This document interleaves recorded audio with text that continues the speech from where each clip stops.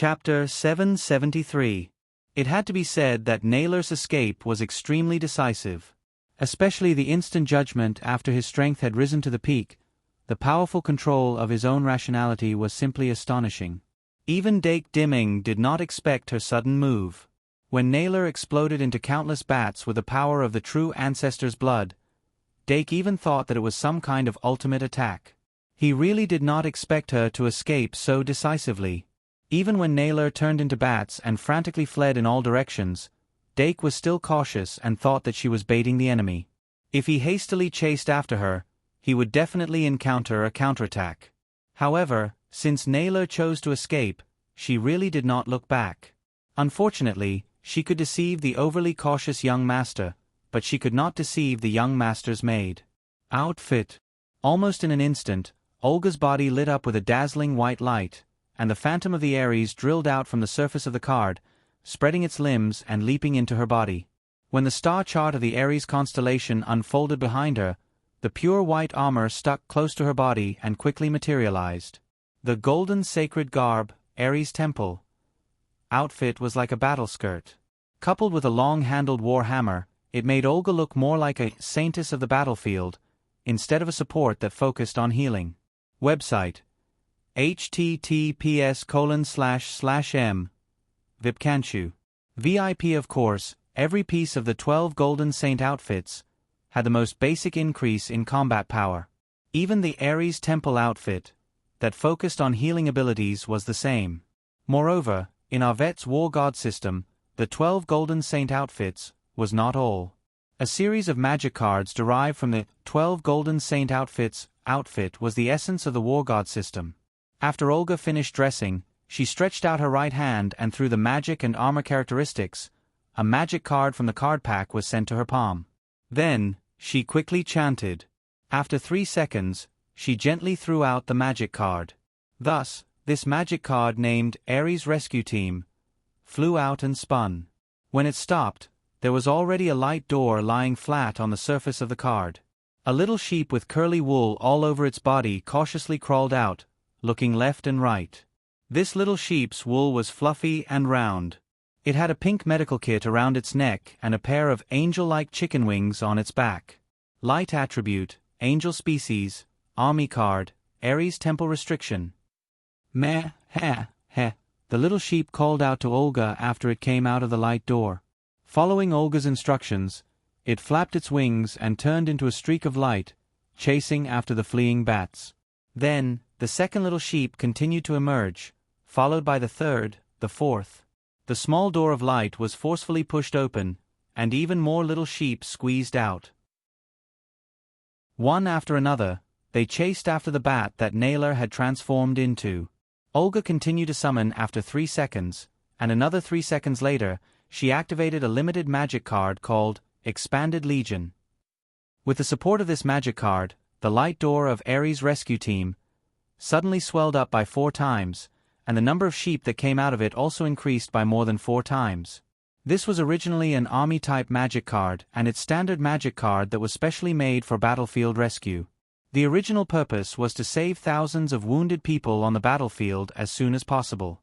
Therefore, the little sheep summoned by this set of magic cards had the ability to fly at extremely high speed, as well as the necessary strength and the necessary emergency healing ability. In their medical kit, there were even things like anesthetic needle and tranquilizer hidden in them. In short, it was very difficult for the first tier of magic elves to resist a single needle. The positive impact of Naylor's individual strength enhancement made the bats that she disintegrated into have powerful strength that was not inferior to the 3-star magic elves. However, they had to face the little sheep that were fast, resistant, and carried anesthetic needle. Almost not long after, the first bat was caught, and then the little sheep rode on it and forcibly injected with anesthetic. The scene was unbearable to look at. The little sheep did not stop after anesthetizing the little bat. The wool on its body quickly grew and weaved into a rope, tying the motionless little bat on its back as if it was a wounded person. Then, it hurriedly rushed to the next wounded person. The little sheep of Ares Rescue Team had basic strength, but its attack was displayed as 0. This was because they did not have any offensive ability and would definitely not harm any individual regardless of friend or foe. Of course, anesthetic did not count. However, if one were to ask whether there were more sheep or more bats, of course, there were more bats. Moreover, Ares Rescue Team and Expanded Legion consumed a terrifying amount of magic power. Therefore, to be able to be recognized by the Ares Holy Armor, the magical talent was secondary. The more important thing was that the wearer had a terrifyingly large amount of magic power. Every one of the Ares Temple deity armor was an existence that could be called a magic vessel. Of course, there was a limit to the magic power of a human. Olga was not a natural-born saint like Avette. Although her magic power capacity was very shocking among humans, it was only barely up to the standard in the eyes of the Ares Holy Armor. However, the 5 bottles of Phoenix Blood Potion that she had consumed during the secret ritual had further increased her magic power capacity. In particular, her magic power recovery speed had increased by several times. Although it was still not as good as the Valkyrie, it was relatively close. The happiness of quickly recovering magic power after consuming a portion of it was something that countless spellcasters could not experience in their entire lives. After summoning Ares Rescue Team and Expanded Legion, Olga weighed the remaining magic power in her body and took out another Ares Rescue Team. Thus, the overwhelming number of little sheep chased after the little bat that had disappeared into the twilight like a cluster of fireworks that continued to disperse. However, after summoning a total of 3 Ares Rescue Teams, Olga stopped. She did not personally chase after the bats, nor did she use any stronger secret techniques. After activating true ancestor blood, Nayla's strength was real. Moreover, she also felt an extremely mysterious aura in Nayla's body. She was not certain that she would win. Under such circumstances, it was not worth it to chase after a vampire regardless of the current situation. She did not forget that her mission was to protect the young master. To capture number 2. However, at this time, Nayla was frantically moving through the swarm of bats to escape the pursuit of the little sheep. Once she attacked, she could easily eliminate any little sheep. Moreover, after eliminating one, she could immediately transfer to the other bats. All the items on her body were attached to her soul consciousness and would move with her. The bats would become her flesh and blood, and any bat could carry her soul. No one could catch her in such a situation, not even the Valkyrie. The bat that Nayla was attached to suddenly turned its head and gloomily looked at Olga, who was moving toward the Ares Holy Armor. Then, it immediately moved so that Olga could sense its gaze. From the very beginning, she had felt a familiar fragrance coming from Olga. So it was the scent of the Valkyrie. Then who was the youth that was being protected by the maid with the scent of the Valkyrie? The answer had already been revealed. Fortunately, I didn't hurt him. Otherwise, there would be no way for me to survive. Nayla rejoiced. She still remembered that one of her uncles had died when he sneaked into the Shang Malian Academy to kill the Golden Generation that had not yet revealed their strength. The Valkyrie was one of those Golden Generation members. She also had a grandfather that she worshipped very much. The vampire duke who had lived for who knows how long was personally killed by the Valkyrie. Even his ashes were scattered. She had heard from her parents that the goddess of martial arts was a natural-born saint, and the blood of the gods flowed in her veins. Even if her family completely awakened the true ancestors' blood in their bodies, they would only be as strong as the goddess of martial arts' bloodline. As this thought quietly appeared, Nayla suddenly thought of a question. Which god did the Valkyrie's divine bloodline originate from? Vampire Nayla Vlad's escape had a great impact on this war. Ghost Ian's death had shaken the black-robed demons who had never thought of fighting with their lives. Nayral's escape at the last minute made them even more determined to waver. As the saying goes, the law can't punish the majority. Even if the demon king Alistair Eldridge could escape from this war, if everyone was a deserter, he couldn't punish everyone, right? The black-robed demons still had some confidence in their usefulness. In this era where the remnants of the demon race were struggling at death's door, it was really hard to find demons with their strength. Even if the demon king had the ability to cultivate demons, without enough resources, it would be impossible for him to succeed in 3 to 5 years. As for 3 to 5 years later, who knew what would happen in 3 to 5 years? The world changed too quickly. The recent changes in the era gave them the feeling that every year was the beginning of a new era. It was better to focus on the present. Thinking of this, demonic beast Dunia was the first to set an example. She had been hiding and was ready to escape from the battlefield. As for the demon beast she controlled, Thunder Rock, wasn't that thing having a lot of fun with the little fairy? Then let them continue to play. After Dunia made up her mind to leave this place, she decisively severed the link between herself and the Thunder Rock. She swallowed the 100 million points of damage from the backlash of the contract and entered the body of a translucent magical beast that looked like a clam. Then, she disappeared without a trace. At that moment, Professor Li Li seemed to have sensed something and glanced at the place where Dunia disappeared. However, she didn't chase after it. Instead, she chuckled and slapped the head of Thunder Rock. With that slap, a huge amount of mana surged into the Thunder Rock, and a complex magic array composed of hundreds of magic arrays quickly unfolded above the Thunder Rock's head. Without the suppression of the demonic beast contract, the Thunder Rock quickly chose to submit, allowing the mana to enter its body and erase the last trace of Dunia's existence. Then, it formed a new exclusive contract with the fairy.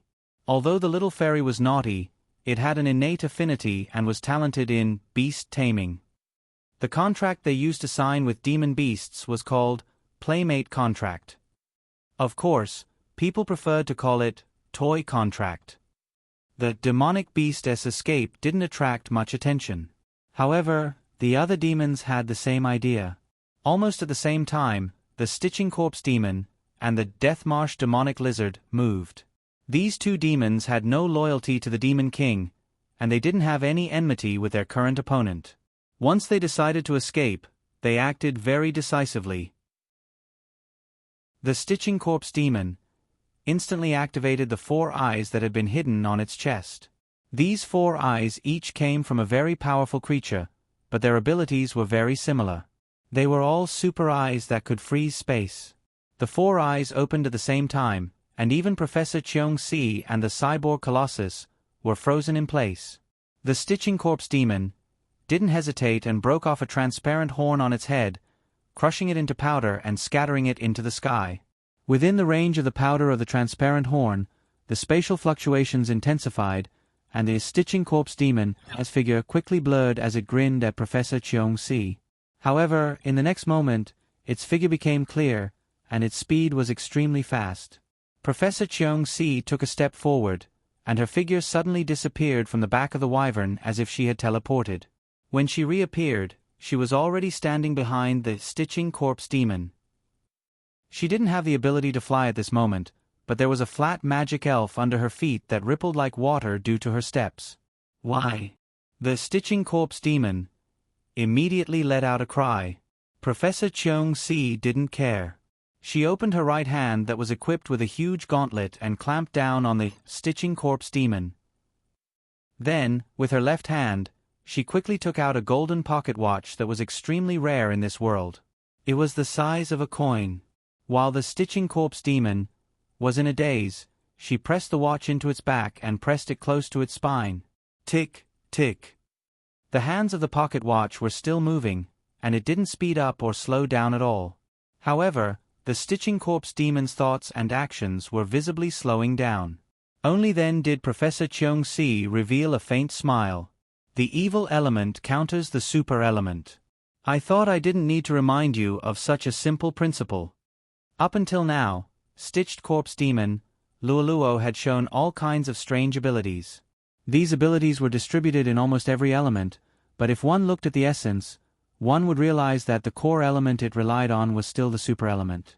Or rather, it was the space element that was included in the super element. The Eye of the Void was hidden in its right palm, but even the Eye of the Void couldn't condense the void energy into a demon sword when it was still alive. The Stitching Corpse demon's performance was too outstanding in this aspect, which was why it exposed its core secret. How to deal with an opponent that used the super element as its core. There was no one more experienced than a duel master. Naturally, it was to use the evil element magic elf, especially the evil element that had the ability to seal space. The evil element was the absolute nemesis of the super element. The sure kill skills of the super element were almost useless against the evil element magic elf. However, the evil element magic elf had many means to counter the super element. The evil ghost ray that Professor Cheong-si summoned was a combination of the ghost element and the evil element, both of which had the ability to counter the super element. Without the Stitching Corpse Demon noticing it all, she had already spread out nearly 10 evil ghost rays in this area.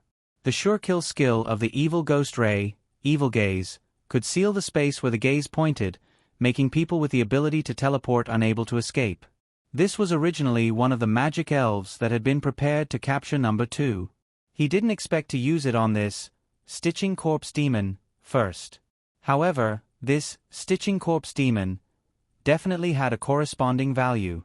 Professor Cheong-si recalled a casual conversation at the dinner table with Professor Ka Zayer in the past. At that time, Ka Zayer had talked about a 1,000-year-old lich named Rune Ragnar.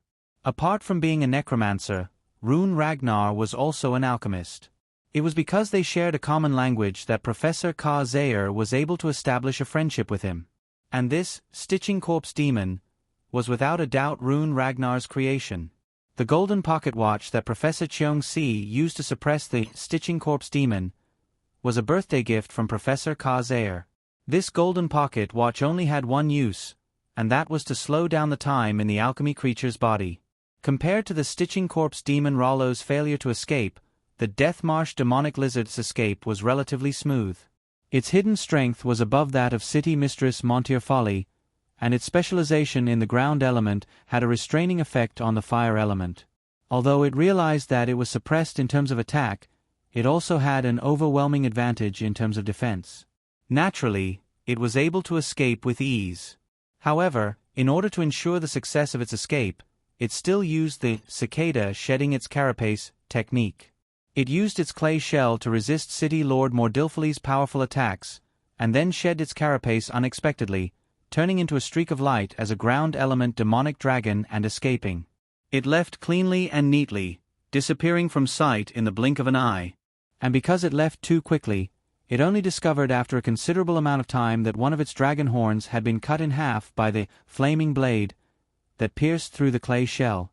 But lizards cut off their tails to survive, not to mention that it was only half a dragon horn. They could just grow it back. Just a little slower than the Stitching Corpse Demon and the Death Marsh demonic lizard, the winged fallen angel Dorothy Miranda also decisively escaped. The relationship between the fallen angels and the angels was like the relationship between the dark element and the light element. But after a few minutes of fierce fighting, Dorothy discovered that Sister Ka Lien's angel species was not ordinary.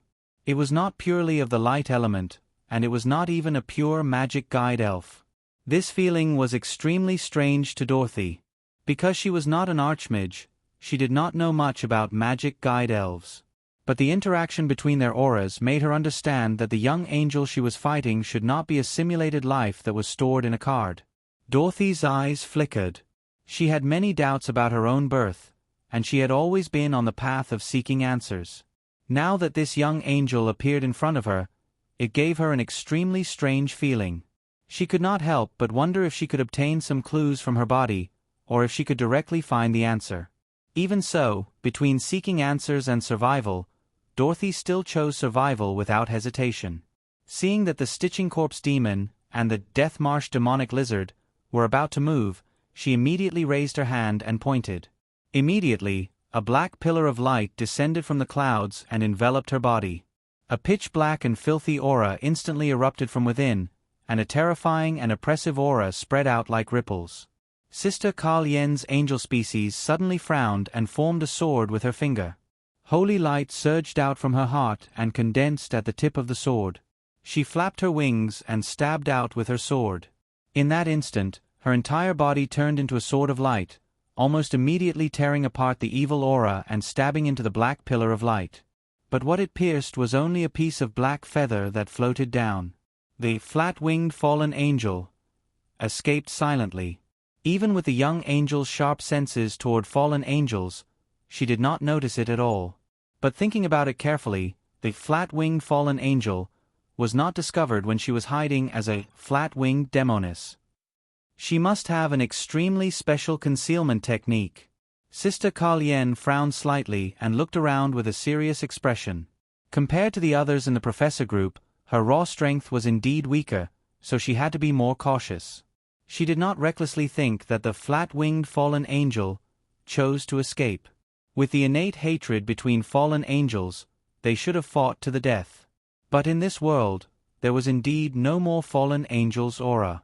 However, the flat-winged fallen angel Dorothy Miranda did not really escape.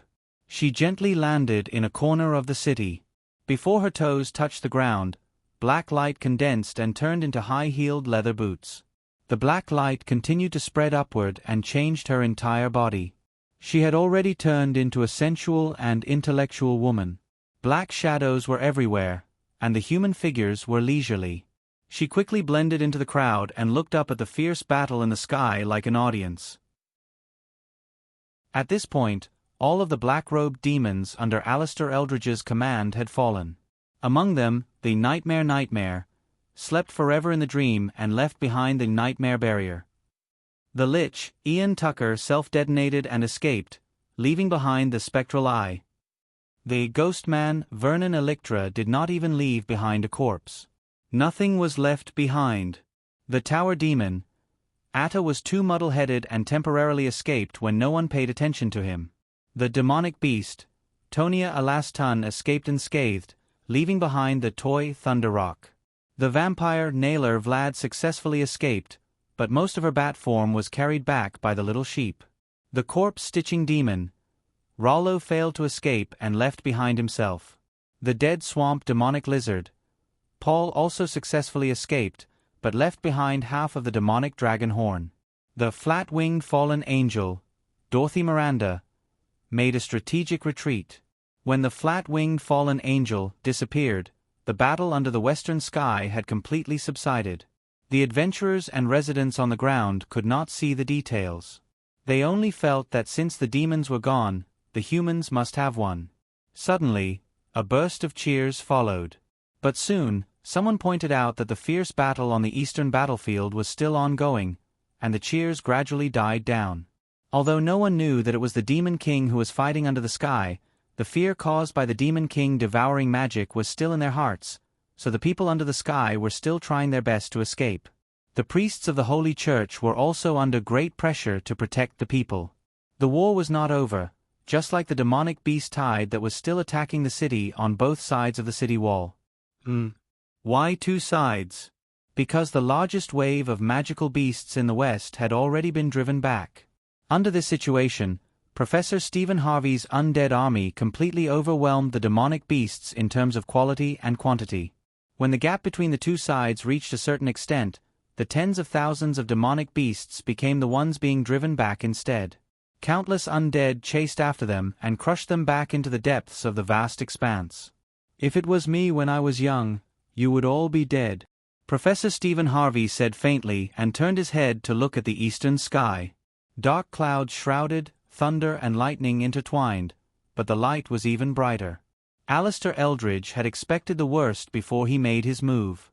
He knew very well that in this era, he was no longer able to cover the sky with one hand.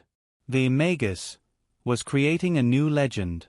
But as long as he could save or kill number one, then everything would be worth it. Even if the price he had to pay was his own death. No, death could not be called a price. The biggest price he had to pay was just being sealed again. He was the Demon King who could not die. Even if it was no. 2. There was no difference in this regard. And since this was the worst outcome, what was there to be afraid of? All the men he had recruited in the past 6 months had either defected or been captured. So what? Who? Alistair Eldridge opened his mouth wide and took a deep breath. The air in the entire area gathered in his mouth, and even the dark clouds in the sky and the thunder field around him were sucked into his mouth. His body swelled into a ball because of the suction, but it quickly flattened as if he was full and quickly digested. Other than that, there were no visible changes. However, cracks had appeared around its body. Those were the traces of space being cut apart. Even though the space was restored in an instant, the space was indeed cut apart. This meant that he had created a circle of terrifying turbulence around him that was enough to tear apart space. Whether it was Professor Shi Erfu or the Blood Origin Sword Saint, the methods they had used so far were all close combat attacks. This circle of turbulence with his body as the core was enough to prevent them from getting close. Especially the Blood Holy Sword, in the hands of the Blood Origin Sword Saint. Although it was not very powerful, it was a natural counter to the Demon King, so he had to be careful. Alistair's attention was completely drawn away by Professor Shi Erfu, and he almost forgot about the existence of this little Sword Saint. But now that Professor Shi Erfu and the Blood Origin Sword Saint had gathered together, he could not ignore them anymore. Let's kill him first. This was a choice that he had made, but he was also forced to make. Professor Shi Erfu and the Wind Elf King. Shi Erfu's ability to hide after turning into the wind of nature was simply too amazing. Alistair Eldridge decisively gave up on killing her, and unilaterally adopted a defensive strategy. He used the turbulence that could tear apart space to protect himself, thus ignoring her harassment and killing the others first, or directly rushing towards the carriage. He originally thought that his subordinates would be able to threaten the other party, but he did not expect that apart from the Ghost Man Vernon, all of his subordinates were so useless. Oh, the Ghost Man was also very useless. If he had to say something, it would be that the Nightmare Demon was somewhat useful, and it helped him by some time. Unfortunately, the best opportunity had slipped away from his hands, but in the face of the Sun God's power and the power of fate, there was not much he could do. Alistair Eldridge discovered his own limitations more and more. All this time, he had flaunted himself as omnipotent. But ever since he was sealed, this omnipotent became more and more like a self-proclaimed, and it was very shameful when he occasionally thought about it. His thoughts and actions were synchronized.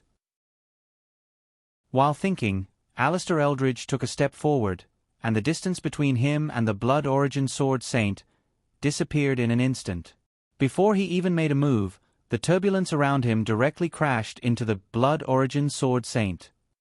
Professor Shi Erfu suddenly waved his hand, and a storm appeared, separating Alistair Eldridge and the Blood Origin Sword Saint to the sides. The Blood Origin Sword Saint twisted his wrist and raised his sword. Secret Sword, Second Form. In an instant, a strange beast leapt out from the Holy Sword of Blood, and it coiled around the sword like the wind. While protecting the sword from being destroyed by the turbulence, it gave the sword an extremely unique and soft power. The Blood Origin Sword Saint's mind was highly concentrated, and he folded his left hand and held the sword with both hands, using all his strength to form a perfect circle in the air with the Holy Sword of Blood. The moment this circle appeared, the soft power went from the line to the surface, appearing on this circle. The power generated by the turbulence around Alistair Eldridge was continuously dissipated by this circle, but it was torn apart in just 2 seconds. The Blood Origin Sword Saint's body was pulled more than 10 meters away by the wind created by Professor Shi Erfu. However, Alistair Eldridge had already raised his hand toward the Blood Origin Sword Saint. What opened from his palm was the Eye of the Void. The Eye of the Void was a rare demon that was extremely sensitive to space, and it could shoot out a super-powerful demon light that contained the power of space. The turbulence around Alistair Eldridge was also a combination technique created with the Eye of the Void as the foundation. At this moment, the demon light shot out, and its diameter was 3 times that of Stitching Corpse Demon Luoluo's. Almost instantly, it swallowed Professor Shi Erfu and the Blood Origin Sword Saint. However, Alistair Eldridge didn't look happy at all. A greater flash spell floated down from the sky. Professor Shi Erfu and the Blood Origin Sword Saint appeared 100 meters away safe and sound. "I'll go break its defense," Professor Shi Erfu said in a low voice. Professor Sylph said in a low voice. Her figure quickly faded and disappeared again. However, this time, Wind Elf King, Shi Erfu, was still there. He stood beside the Blood Origin Sword Saint, and the wind elements in the world quickly gathered around him. An invisible airflow was created, and it spread from his body to the Blood Origin Sword Saint, and flowed around the two of them. The Blood Origin Sword Saint felt the protection of the Wind Elf King. His strength, speed, and senses all skyrocketed at an unbelievable speed. He suddenly closed his eyes and sank his consciousness into the sore heart, feeling the changes brought by the skyrocketing power in his body. The holy sword of blood in his hand became more detailed and concrete as his comprehension increased. It was almost the same as the real, holy sword of blood. It was said that Hero Brett could use the holy sword spell to form any holy sword in the later stages, and it was no different from a real holy sword. The Blood Origin Sword Saint couldn't do that yet, but he was getting closer. On the other side, the three wind elves in Professor Shi Erfu's hair had formed a triangular formation, and the ink formed by wind elements drew a small magic array under the control of the wind elves. A translucent crown was summoned by them. Professor Sylph's figure appeared 10 meters away from Alistair Eldridge's side. She elegantly straightened her crown, then pulled out 3 magic cards from her card pack and unfolded one of them in front of Alistair Eldridge. She pursed her lips and smiled. There was a picture of a bride's wedding dress on the magic card. However, the wedding dress was transparent and weaved by the wind. On top of its head was a thorny corolla with 6 blooming flowers. Equipment card: Wind Flower Wedding. Professor Shi Erfu reached out her hand and summoned it. Wind Flower Wedding activated on her body and followed her like a shadow. The crafting difficulty of this equipment card was extremely high. Not only did it require the collection of the 4 seasons of spring, summer, autumn, and winter, as well as the wind at a certain time, but it also required the protection of a real wind elf king to have a probability of success. However, it was more difficult to use it than to make it. Even an elf user of Professor Shi Erfu's level had to wear the Wind King crown to equip it, and it couldn't be used for more than 3 minutes. These 3 minutes were the key to victory. The moment she equipped the Wind Flower Wedding, Professor Shi Erfu disappeared again. However, she didn't hide this time. Instead, she used her speed to escape from the retina. By the time Alistair Eldridge reacted, the turbulence around him had already been torn apart. Professor Shi Erfu didn't have any weapons in her hands, but every wisp of wind was her weapon. Numerous gusts of wind rushed into the circle of turbulence as she passed by Alistair Eldridge. The collision between the gusts of wind caused dense spatial cracks to appear in the area in the blink of an eye. The dark cracks appeared too quickly. Although the space's self-recovery ability was still working smoothly, it still made people feel like the entire space had turned into a black hole. Professor Shi Erfu was about to speed up and escape. Suddenly, a beast-like roar came from the black hole. In the next moment, a black hole that was even bigger than the black hole suddenly appeared. The black hole that appeared later was like a huge mouth that swallowed the original black hole. The turbulent space completely calmed down after that moment. Alistair Eldridge, who had swallowed the black hole, slowly closed her mouth. Professor Shi Erfu felt suffocated for the first time in the battle. She was the Demon King after all. Wow! Professor Li Li's eyes lit up. She wasn't sitting on the head of the Thunder Rock, but on its beak. The Thunder Rock, with a wingspan of 30 meters, was sweating, and its pale yellow beak didn't dare to move at all. In order to ensure that the beak was absolutely stable, it didn't even dare to flap its wings to assist in flight. It could only control the wind elements to carry itself forward. Even so, they were the first to arrive at this battlefield. At this moment, the entire battlefield almost became a one-on-one battle between Professor Shi Erfu and Alistair Eldridge. Li touched the Fantasy Fairy Dragon Kitty head on her shoulder and quickly determined that the Fantasy Tesseract wasn't enough to trap the Demon King. She shook her head regretfully, then touched the forehead of the Fantasy Fairy Dragon and muttered, "You're useless." Meow! The Fantasy Fairy Dragon let out a grumbling cry. Professor Li had already taken out a magic elf card. After casually summoning it, she offered it together with the Fantasy Fairy Dragon as a sacrifice, summoning her true trump card, Didi Makesy Way. F***CK. Didi Makesy Way, who was wandering in the land of the fallen gods, suddenly turned its head and spat toward the west. Unfortunately, the little fairy's saliva was sweet and fragrant, and it even made a withered flower bloom again after landing on the ground. Beside Professor Li, another little fairy with butterfly wings was standing gracefully. Didi Makesiwe's butterfly wings were black and decorated with patterns. It was extremely beautiful. Its appearance and figure were no different from Didi Makesiwe after it recovered its youth. Unfortunately, it didn't copy the godly thunder. Lily smiled and reached out to her magic elf. First, she pinched its face, then pinched its indescribable body part, then held its little hand and laughed happily. Back then, Didi agreed to let her collect materials to make this magic elf card because she wanted to preserve her youth. She didn't expect that after she recovered her youth, she couldn't delete the youth remnant that she didn't need anymore. I said that I wouldn't summon you unless it was necessary, but it's obviously necessary now, so I didn't break my promise. Lily smiled happily. Then, she moved her little butt to the side and pulled Didi Makesiwe to her side, sitting down side by side. The two little fairies sat on the beak of the giant bird, swinging their 4 little legs and looking at the stars in the sky, just like many years ago. I really hope that Mr. Number 2 can hold on a little longer. Today is also 10,000 per day. 1 chapter is worth 5 chapters. Minimum monthly votes please. Double monthly votes will be gone after the time limit. Also, I'll take back minimum blades, free. Chapter 774. After Professor Lily left, City Lord Montefiore threw the dragon horn to Professor Midya and flew toward the eastern battlefield. She probably didn't know that number 2's target was number 1. Well, that sounded a bit strange. Anyway, City Lord Montefiore had her own judgment. However, since no one told her that number 1 was hiding in White's body, she couldn't completely understand the truth.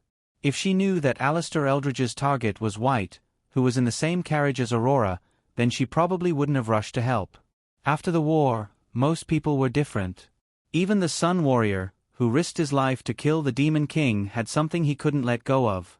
On the other side, Professor Cheong-si pressed the golden pocket watch into the back of the stitched corpse demon Luoluo, causing its thinking and movement to become extremely slow. However, this didn't mean that the threat of the stitched corpse demon was eliminated. The golden pocket watch only slowed down the time inside the alchemy creature's body. Once the power came out of the alchemy creature's body, it would immediately return to normal. This meant that the stitched corpse demon still had the ability to release its skills. Since its thinking and movement were slowed down at the same time, it wouldn't immediately feel the suffocating feeling of time slowing down. It would only feel that the speed of the outside world suddenly increased, and it wouldn't even be able to see the outside world clearly. In this case, if it actively isolated itself from the outside world, or if its internal and external state became relatively static, it wouldn't be affected and could release its power normally within its own perception of time. Remember the website, VIP Kanshu.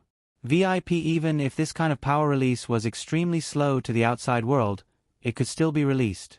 In order to prevent this from happening, it was necessary to cut off its consciousness or constantly stimulate its mana flow. Due to the special nature of the stitched corpse demon, it wasn't easy to cut off its consciousness without killing it. On the contrary, the latter was easier to do, but it required someone to keep an eye on it. After much consideration, Professor Cheong-si finally decided to bring the stitched corpse demon Luoluo to Professor Midya and let her do as she saw fit. Although she wanted to bring this stitched corpse demon back to Professor Ka-Zayer as a gift, if it was necessary, it would be more convenient to kill it. In short, everything was up to Professor Midya.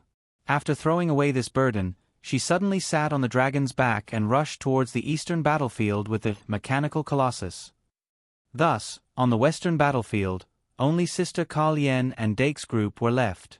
After Flat-Winged Fallen Angel Dorothy disappeared, Sister Ka-Lien's angel seed wrapped itself in the jelly and turned back into an 8-star jelly angel. She thought for a moment and decided not to rush to the battlefield. Instead, she chose to stay and guard the pumpkin carriage. Among everyone, her combat power was not ranked at the top, especially her physical strength. If she rashly participated in the encirclement of number 2, she might become a burden or even a breakthrough point. Therefore, it was better to stay behind and guard the carriage in case number 2 was driven to desperation. In the end, Dake was dealing with the Ares rescue squad that was flying back while carrying the little bats. Olga had been carefully observing the situation of the little lambs, but she realized that vampire Narrate was extremely cautious. None of the little bats showed any abnormalities. Even when the little lambs rode on their backs, they did not gather any strength to fight back. Olga had done some research on vampires and knew that the bats that came out of them could fuse into larger bats on a small scale. However, Narrate didn't do that. This excessive cautiousness of only focusing on escaping made Olga unable to find any clues. There's no other way. I can only catch as many bats as I can and cook them into soup. At least I can cook something out of them. Olga muttered to herself as she summoned a room-sized pot and ordered the little lambs to throw all the bats into the pot. Of course, she couldn't start cooking or stir-frying now. This pot was actually a kind of prison. When the lid was closed, it would be an enclosed space. However, it would take some time for the little lambs to return, so she didn't rush to the eastern battlefield immediately. Olga didn't move, so of course, Dake wouldn't expose himself to unnecessary danger for no reason. He landed in front of the pumpkin carriage and calculated the remaining duration of Night Tiger God. He shook his head and ordered the Cyan Eyes baby dragon to turn into a dragon egg. He then injected Pride's energy into the egg and hatched it into a 7-star, Cyan Eyes white dragon. The Cyan Eyes white dragon could summon Light Morning Hall, and could also transform into a Cyan Eyes white dragon. Although it could only last for 30 seconds, it was still a great help. At the crucial moment, it could also use the 2-star Fantasy Beast, Fusion Curse Creature, Dragon, to evolve into a 9-star, Cyan Eyes double explosive baby dragon. Dake looked at the back of the Cyan Eyes white dragon that was covered with green veins. He took a deep breath and stopped himself from riding on the dragons back to the battlefield. He then took out the crystal ball card that he used in astrology and summoned a crystal ball. He then stuffed it into the Cyan Eyes white dragon's claw. However, he thought about it and took the crystal ball back. He then stuffed it into Baluto the multi-headed dragon's arms. Baluto the multi-headed dragon could become invisible. Even if it joined the battle, it would only shoot arrows from afar. It was more suitable for a camera than Cyan Eyes white dragon. Sigh. He glanced at Professor Mitya and sighed enviously. He wondered when he would be able to control the crystal ball as he wished like Professor Mitya.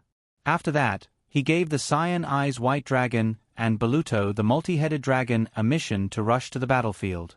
He then turned around and walked into the carriage.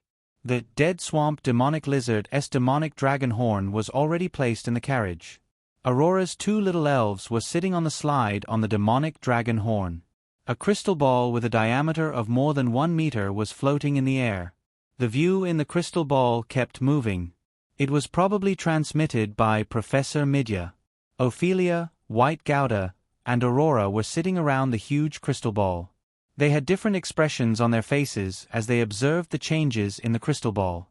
Dake did not deactivate Night Tiger God's armor evolution. He sat down beside Aurora and asked, "What's the situation?" Aurora said clearly, "Professor Mitya is trying to break number 2's defense to create an opportunity for Bloodborne Sword Saint. However, it doesn't seem to be easy."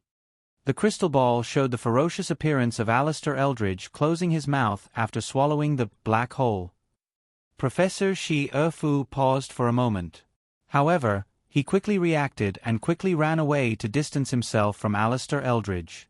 Then, the view in the crystal ball suddenly changed. Clearly, Professor Mitya had switched the view to another crystal ball.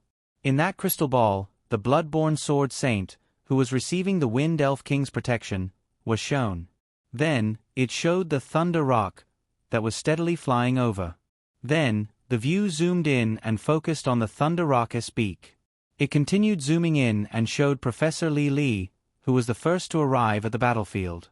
For a moment, the atmosphere in the carriage became somewhat strange. Pata. At this moment, Sister Kalyen and Sister Midya walked into the carriage, one in front and one in the back. The Stitching Corpse demon had already fallen into Sister Kalyen's hands.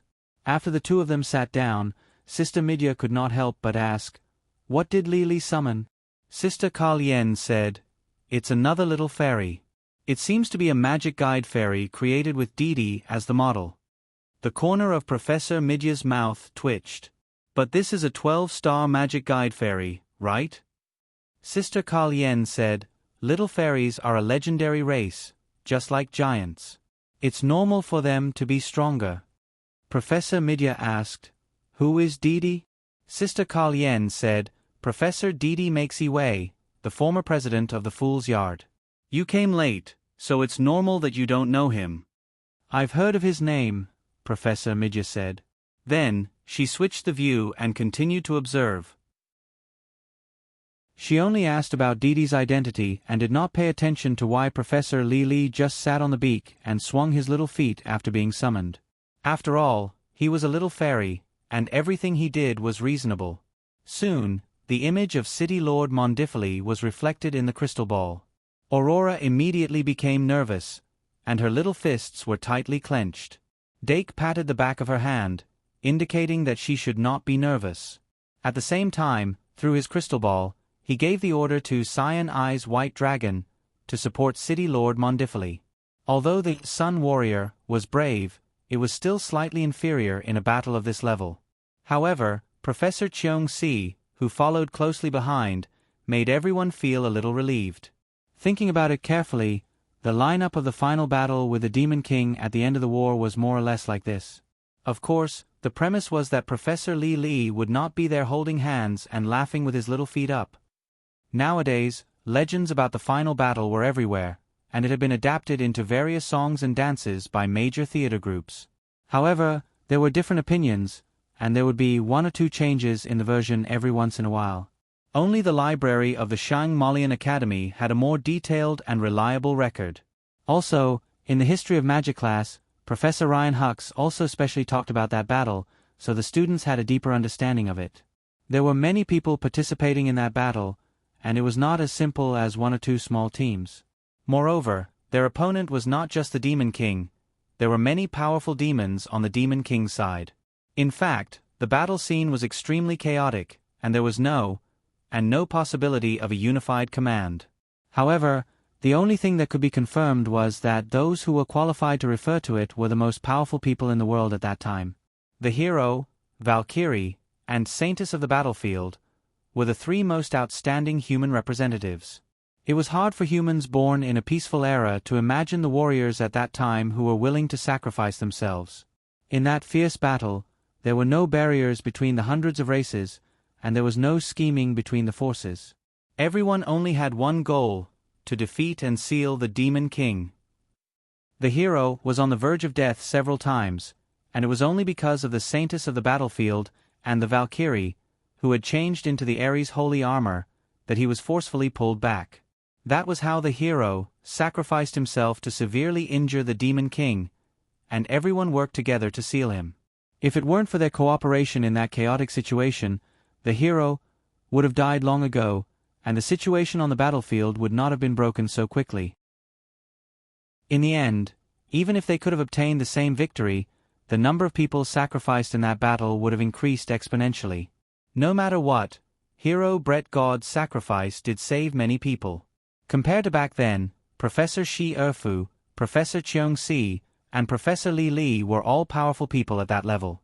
As the Demon King, Alistair Eldridge's strength didn't increase significantly after being sealed for more than 10 years. In fact, because he didn't have any godly items with him, his strength decreased a bit. Although there were fewer people on the human side, he was the only one left on the Demon King's side. The methods that the three professors had now were far more powerful than back then. As long as they maintained the pace and carried out the plan smoothly, they would be able to seal the Demon King again.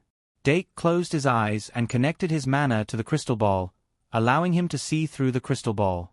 Watching the battle from Professor Midya's perspective was better than choosing his own perspective.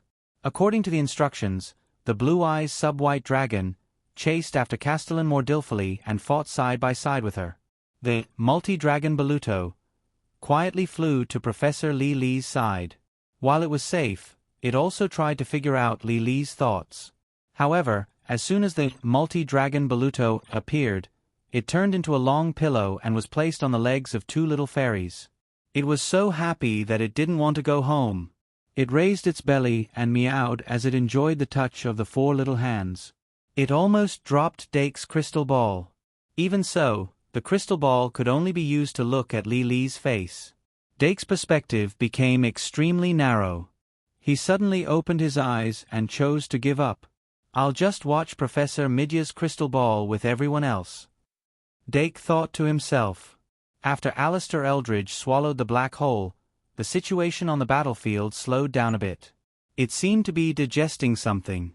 However, Professor Shi Erfu felt that he had to re-evaluate Alistair Eldridge's power, so he stopped for a while. The two sides tacitly looked at each other from a distance for half a minute. Alistair Eldridge seemed to be doing nothing.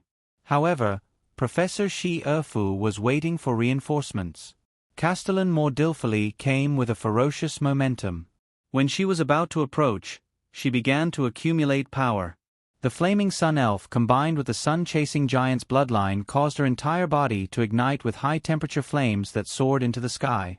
She almost turned into a flaming person.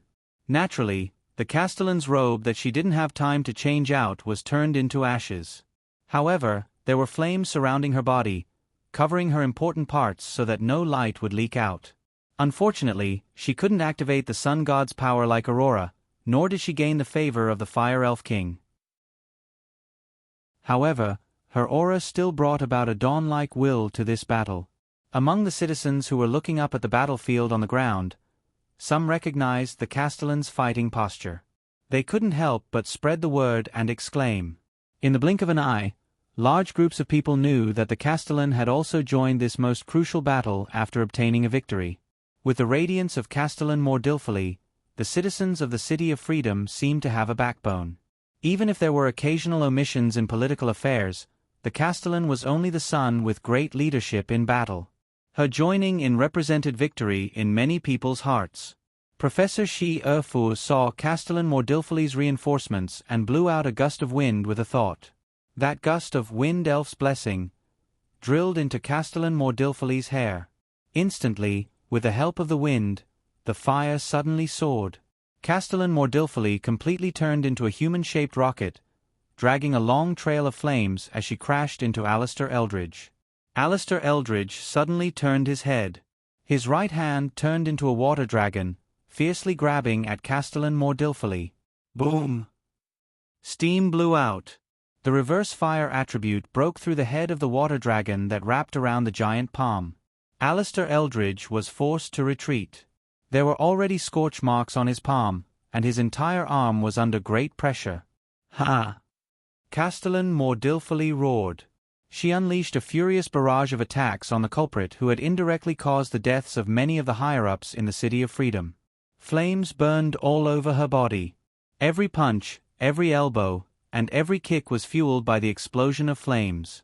The power of the giant, the power of the flame, and the power of the storm fused together. In an extremely short period of time, she displayed explosive power that surpassed her own peak. At this moment, Alistair Eldridge actually looked like he was powerless to resist. But if one looked closely, they would find that his face was still cold. Even if his body was scorched in many places and his bones were shattered, he didn't care too much. When Castellan Mordilfili gathered all the power in her body and threw her strongest and fiercest punch at his head, he suddenly raised his head. Like a dragon sucking in water, he sucked the flames on his fist into his mouth. The flames on Castellan Mordilfili's body disappeared at a speed visible to the naked eye. Her fist also weakened in an instant. Although it still had the power to split mountains and split the earth, it was no longer a fatal threat to the Demon King in front of her. Roar! Just as Alistair Eldridge was about to counterattack, a dragon's roar suddenly sounded in the sky. A blazing white pillar of light shot out from his right. Almost at the same time, a wind blade that was as thin as a thread attacked from his left. Alistair Eldridge instantly made a judgment. The wind blade on his left was shot by Professor Shi Erfu. It was sharp enough to break through his defense and cut off his arm. The fist that came from Castellan Mordilfili's front had no more flames, but there was still a possibility of it seriously injuring him. Only the blazing white pillar of light on his left, although it was a light element ultimate skill, was nothing to worry about. Thus, he turned sideways to avoid the fist coming from his front.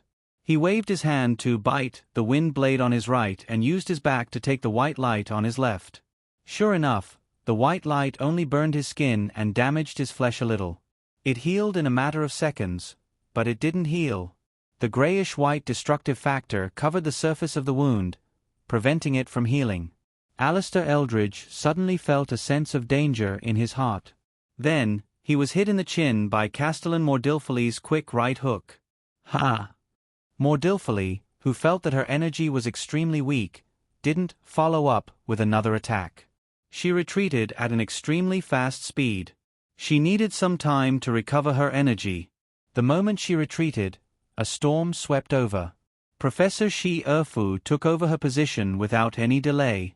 Windflower Wedding raised an invisible blade and strangled Alistair Eldridge. Countless mouths suddenly appeared on Alistair Eldridge's body. One of the mouths, that drilled out from his back, suddenly opened its mouth and bit off the wound caused by destructive white light spray. The mouth immediately broke off its roots, and the wound on both sides began to heal quickly. Countless mouths drilled out from the front and bit toward Professor Shi Erfu. The countless mouths opened and closed, and a fist-sized black hole appeared in the space.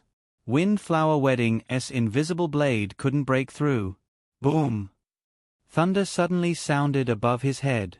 A lightning pillar suddenly poured down. However, it wasn't Alistair Eldridge who attracted it. It was Professor Cheong-Si's cyborg colossus, who summoned the lightning. However, even the lightning energy was instantly swallowed by the mouth. It was very obvious. After Alistair Eldridge swallowed the previous black hole, he at least gained the ability to swallow space for a short period of time. Power stabilized the space. Professor Shi Erfu, who reappeared, suddenly shouted. Professor Cheong-Si, who had already rushed over on the dragon, immediately summoned Evil Gaze, and ordered it to use Evil Gaze. As the number of evil ghost rays increased, the space, including the place where Alistair Eldridge was, suddenly became more solid than a steel plate. Whether it was teleportation or teleportation, they could no longer be used in this space. Alistair Eldridge's countless mouths could no longer bite out black holes in the space easily. Professor Shi Erfu appeared close to Alistair Eldridge in the blink of an eye. With a slight twist of his skirt, 3 invisible blades unfolded into a ring, turning it into a ferocious weapon. The 3 circles of invisible blades rotated at high speed, and the wind blades shot out. In an instant, countless mouths were severed, and the surface defense of Alistair Eldridge was cut open. They even crushed his muscles and penetrated deep into his bones, crushing the bones that they came into contact with. There was no order or advance warning. Professor Shi Erfu's outbreak was silent. In that short second, half of Alistair Eldridge's body exposed his flesh, blood vessels, and bones. Then, blood splattered everywhere and exploded into a blood mist.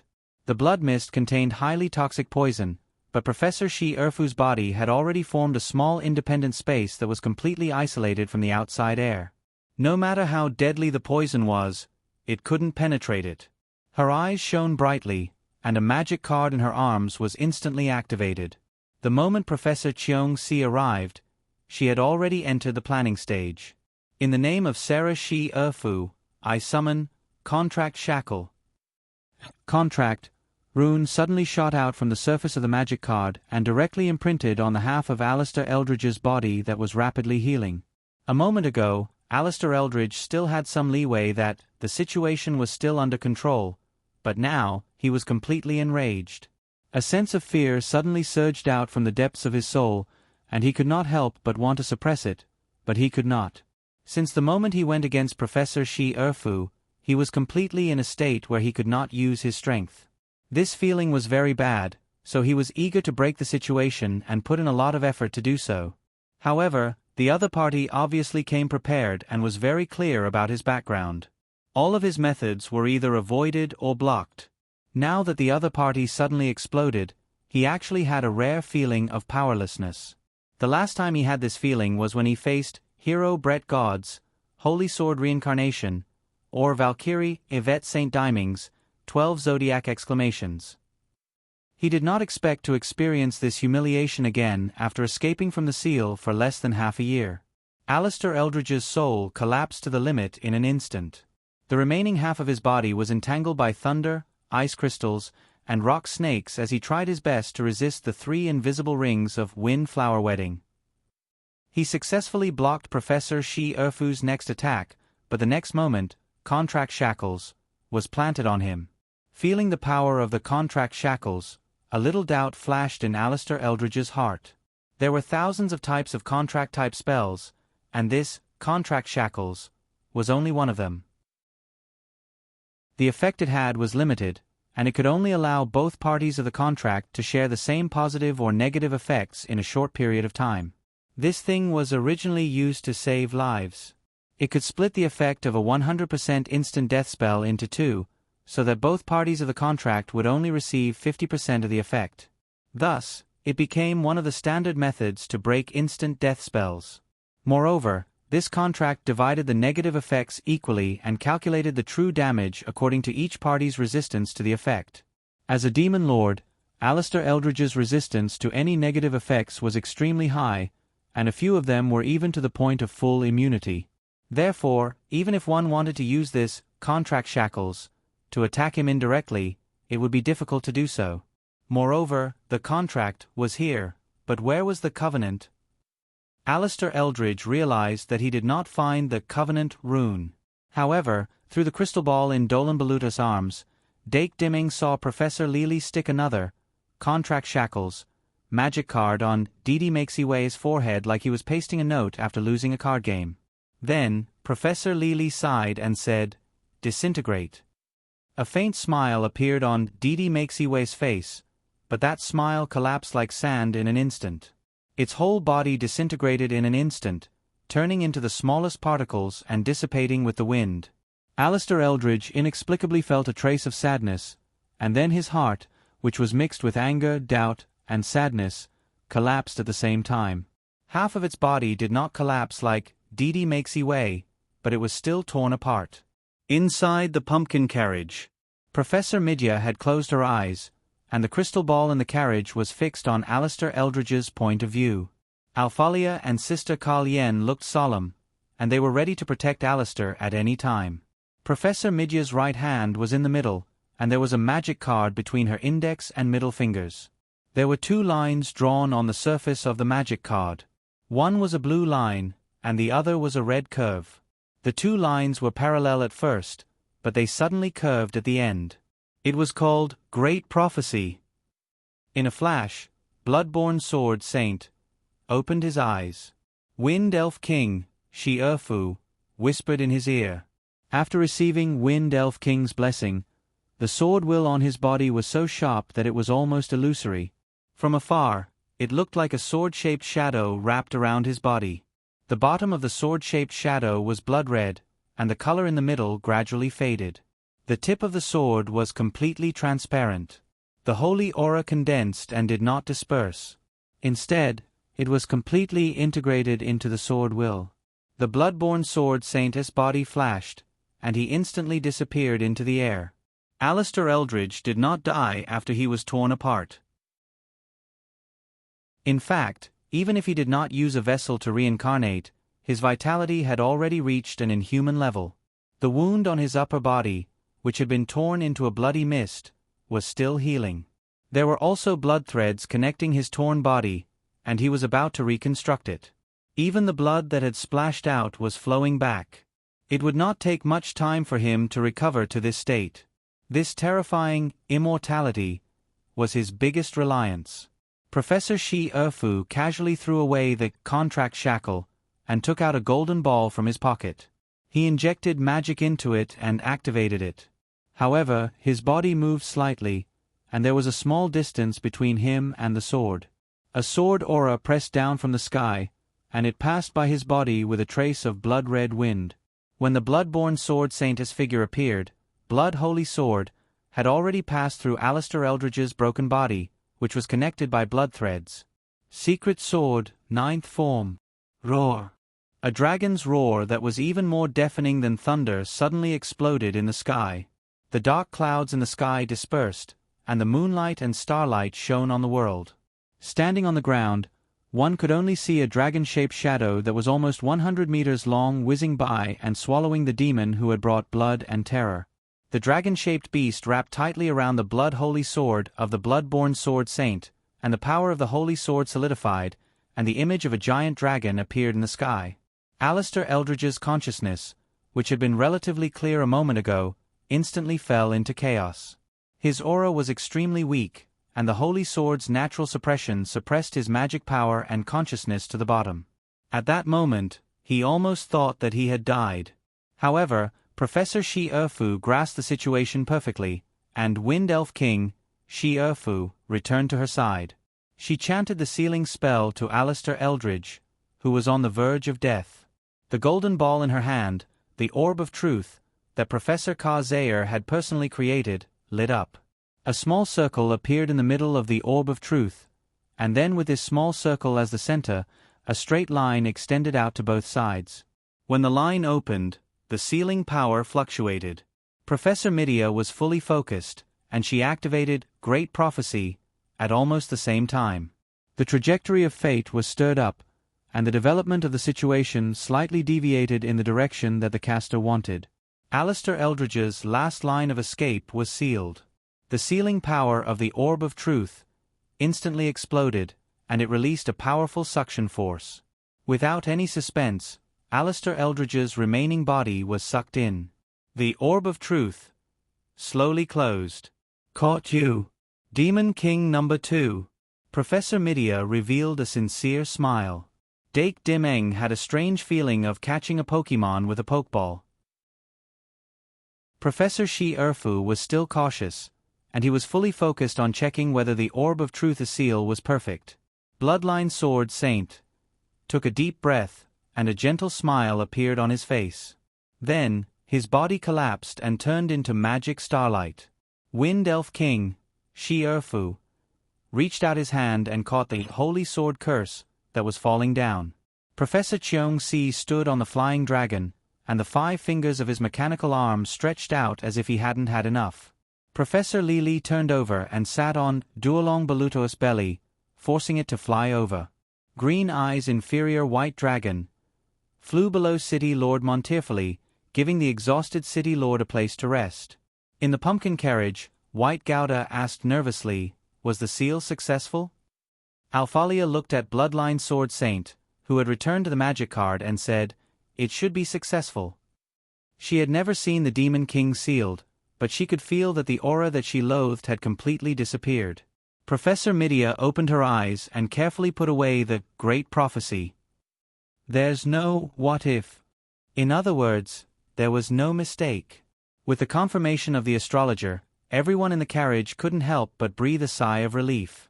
The battle seemed to be going smoothly so far. However, the whole process of the battle was like dancing on a tightrope, and it was extremely dangerous.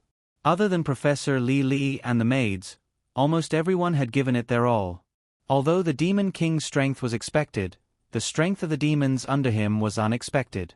If it wasn't for the fact that the demons themselves didn't have the awakening to die for the Demon King, the difficulty of this battle would have increased by at least 2 stars. Moreover, if Professor Midia, Alphalia, and Aurora didn't give it their all, they would have lost everything when the Demon King locked onto the carriage. It could only be said that in this battle, if there were any problems in any aspect, it wouldn't have brought about such a perfect result. Fortunately, they could finally enjoy the fruits of victory. Dake picked up a cup of tea and was about to toast to Aurora, but he found that her expression wasn't happy. He suddenly focused and instantly poured the tea into his mouth. This time, the people from the academy didn't suffer any losses, but the losses of the Freedom Capital were immeasurable. Moreover, there were still many insects hidden in the Freedom Capital. It was far from the time for them to celebrate. He pursed his lips and placed the edge of the teacup on his lips again. He sipped the tea bit by bit and thought slowly. He didn't notice that beside him, Aurora's face was already red to the tips of her ears, like a small apple. That's my cup. The lightning sea cleaving had already dissipated, and the night sky regained its clarity. Natural disasters were often like this. They came from the sky, but didn't return to the sky. The disaster was over, and there were no traces left in the sky, but the disaster on the ground was deep. No one knew who spread the news of victory, but after a short period of grief, the people on the ground began to celebrate fervently, just like the Freedom Capital. The magical beast tide was still attacking the city from the north and south, but after such a long buffer, the city had already mobilized more people to provide support. Professor Stephen Harvey's Undead Sea had also started moving towards the north and south after expelling all the magical beasts in the west. It was estimated that the magical beasts surrounding the city would be cleared out soon. At that time, the area outside the 3 city walls would become a treasure trove for scavengers. Countless magical beasts had been buried here. Although most of the flesh and blood had already decayed under the effect of necromancy, the crystals, bones, horns, and so on left behind by the magical beasts were still very valuable. Moreover, the decay of flesh and blood was beneficial for a large-scale cleanup, and there wouldn't be a plague due to the decay of the corpses not being disposed of in time. However, even if Professor Stephen Harvey cancelled the necromancy spell and returned souls to souls and earth to earth, the Freedom Capital still needed to hire priests to walk back and forth on the battlefield and sprinkle the land with the light of purification before it could be opened. But that would be a different kind of celebration. At this time, the dust had settled. Except for Professor Stephen Harvey, who was still working hard, and Castellan Montearfali, who hurried to maintain the stability of the city, everyone else had already gotten into the pumpkin carriage. The space in the carriage could be extended to an appropriate amount, and it wouldn't be crowded because of the few people squeezing in. Everyone sat in a circle, but they were staring at the orb of truth on the table. This orb of truth had a golden shell, but it was actually a hollow shape with a transparent spherical wall inside. Now, if one looked closely, they could directly see Alistair Eldridge, who was sealed inside with the naked eye. Half of Alistair Eldridge's body had been sealed, but the surface of his body was covered with bloodlines. It was obvious that he was only sealed together and hadn't healed. His body was divided into 2, and a layer of solidified blood was pasted on the broken part. Nothing else could be seen. Compared to the situation when he was sealed in the Holy Church, he was obviously more miserable now. Everyone stared at the orb of truth, and finally had the time to think about a problem that they had been thinking about before. What should they do with number 2 after catching him? Just the seal alone wasn't enough. After Bloodbell, Ophelia's experience, everyone already knew that they could bypass the seal and kill the Demon King through the container to reincarnate. Although only Bloodbell had taken this route for more than 10 years, it was inevitable that there wouldn't be a second time. Not to mention that the era after that would become more unpredictable due to the revival of the gods. Everything was hard to predict. The best, of course, was to find a way to solve this once and for all. Also, it was time to think about how to deal with Demon King number 1 in White's body. Today's chapter is also equivalent to 5 chapters of 10,000 words. Please vote, don't let the double monthly vote time pass. Chapter 775. As for how to solve the problem once and for all, Professor Shi Erfu and the others actually had some ideas. After all, they had participated in that incident and had a very deep impression of it. However, no matter what, it was not a plan that could be carried out here. We should call number 1 out and ask, Professor Cheong Si suggested. And this stitching corpse demon, we have to deal with it first, Sister Kal Yen complained while covering her nose. I haven't even complained about my carriage, and you're already doing it? Professor Midya smiled and said, We're missing 2 black beasts, and I need to find 1 or 2 replacements. Let the wyverns suppress it first. Professor Shi Erfu shook his head and said, There's also a pot of bat porridge in the carriage. A stitching corpse demon, half of a demonic dragon horn, a pot of bat incarnation, a ghost eye magic wand, and a toy, were their unexpected gains from this trip. Compared to these gains, the dragon crystals and dragon bones left behind by Dake on the way here were like rotten apples in the garbage dump. It was a pity to throw them away, and it was tasteless to eat them. Let's go back to the City Lord's mansion. Professor Midya smiled again and said, The City Lord might not have time to entertain us, but we have the little City Lord. As she spoke, she got up and walked out. She took out a rein and tied it to the neck of a wyvern, ordering it to pull the carriage. Thus, a carriage pulled by a wyvern, followed by 4 wyverns, and a huge toy, with a wingspan of 30 meters, flew toward the city lord's mansion in a mighty manner. Website: https://m Vipkanchu. VIP. If it weren't for the fact that it was already dark, many people would have been frightened. In fact, no one expected that they would complete the goal of this trip on the first day they arrived in the City of Freedom. Therefore, they were still a little uncertain about the next action plan. According to Professor Shi Erfu's personality, she would naturally bring the ball of truth and return to the academy as soon as possible. However, after the mission was completed, this team would no longer be under her command. There were more than 1 or 2 people who wanted to stroll around this special city. The city lord's mansion did not encounter any unforeseen events. Although it was not to the extent where the flames of war raged outside the city while the city was in a state of peace and prosperity, in reality, as long as a large-scale magical beast tide did not appear like today, the residents in the city would continue to live as usual. Right now, there were only a few attendants and chefs in the city lord's mansion.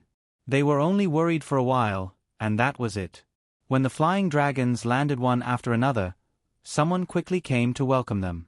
However, when the person looked up at the thunder rock that covered the sky, the words he wanted to say were stuck in his throat. "Don't worry, it's just a bird we picked up outside. It won't eat people," Professor Li said in a low voice. Then, he was taught a lesson by Professor Shi Erfu.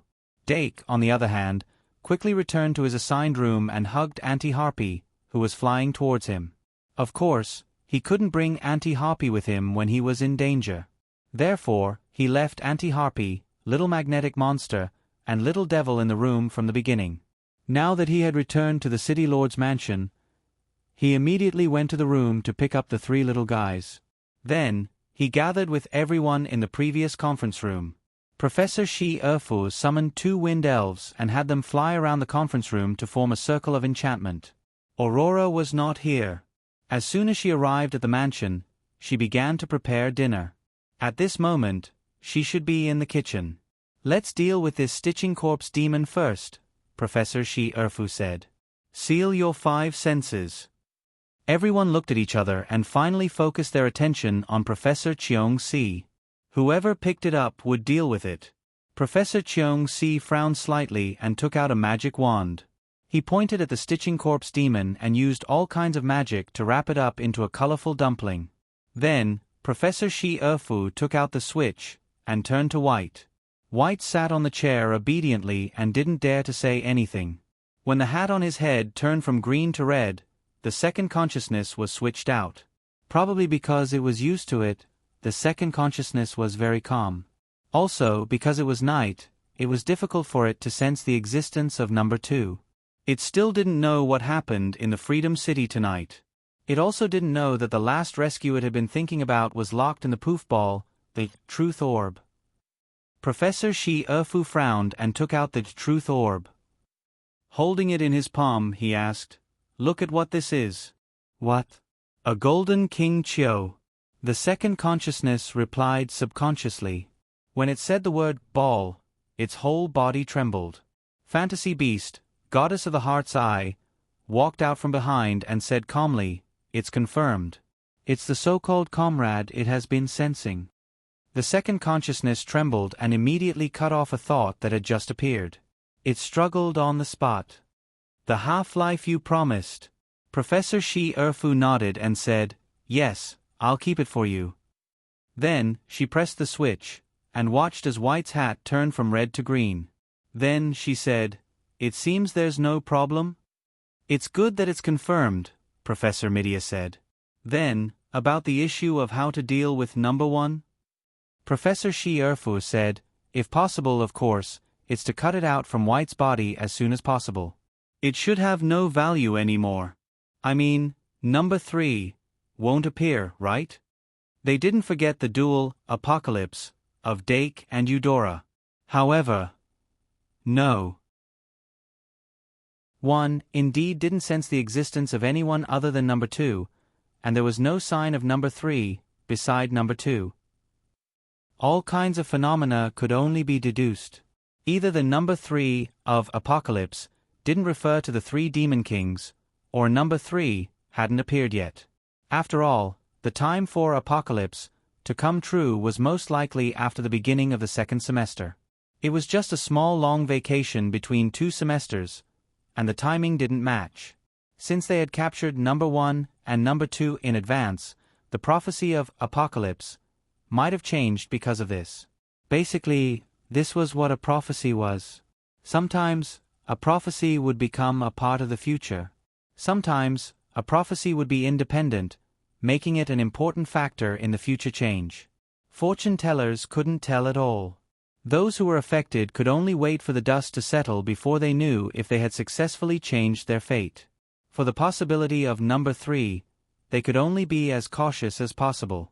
Whether it was from a safety point of view or other aspects, they couldn't let number 1 continue to stay in White's body.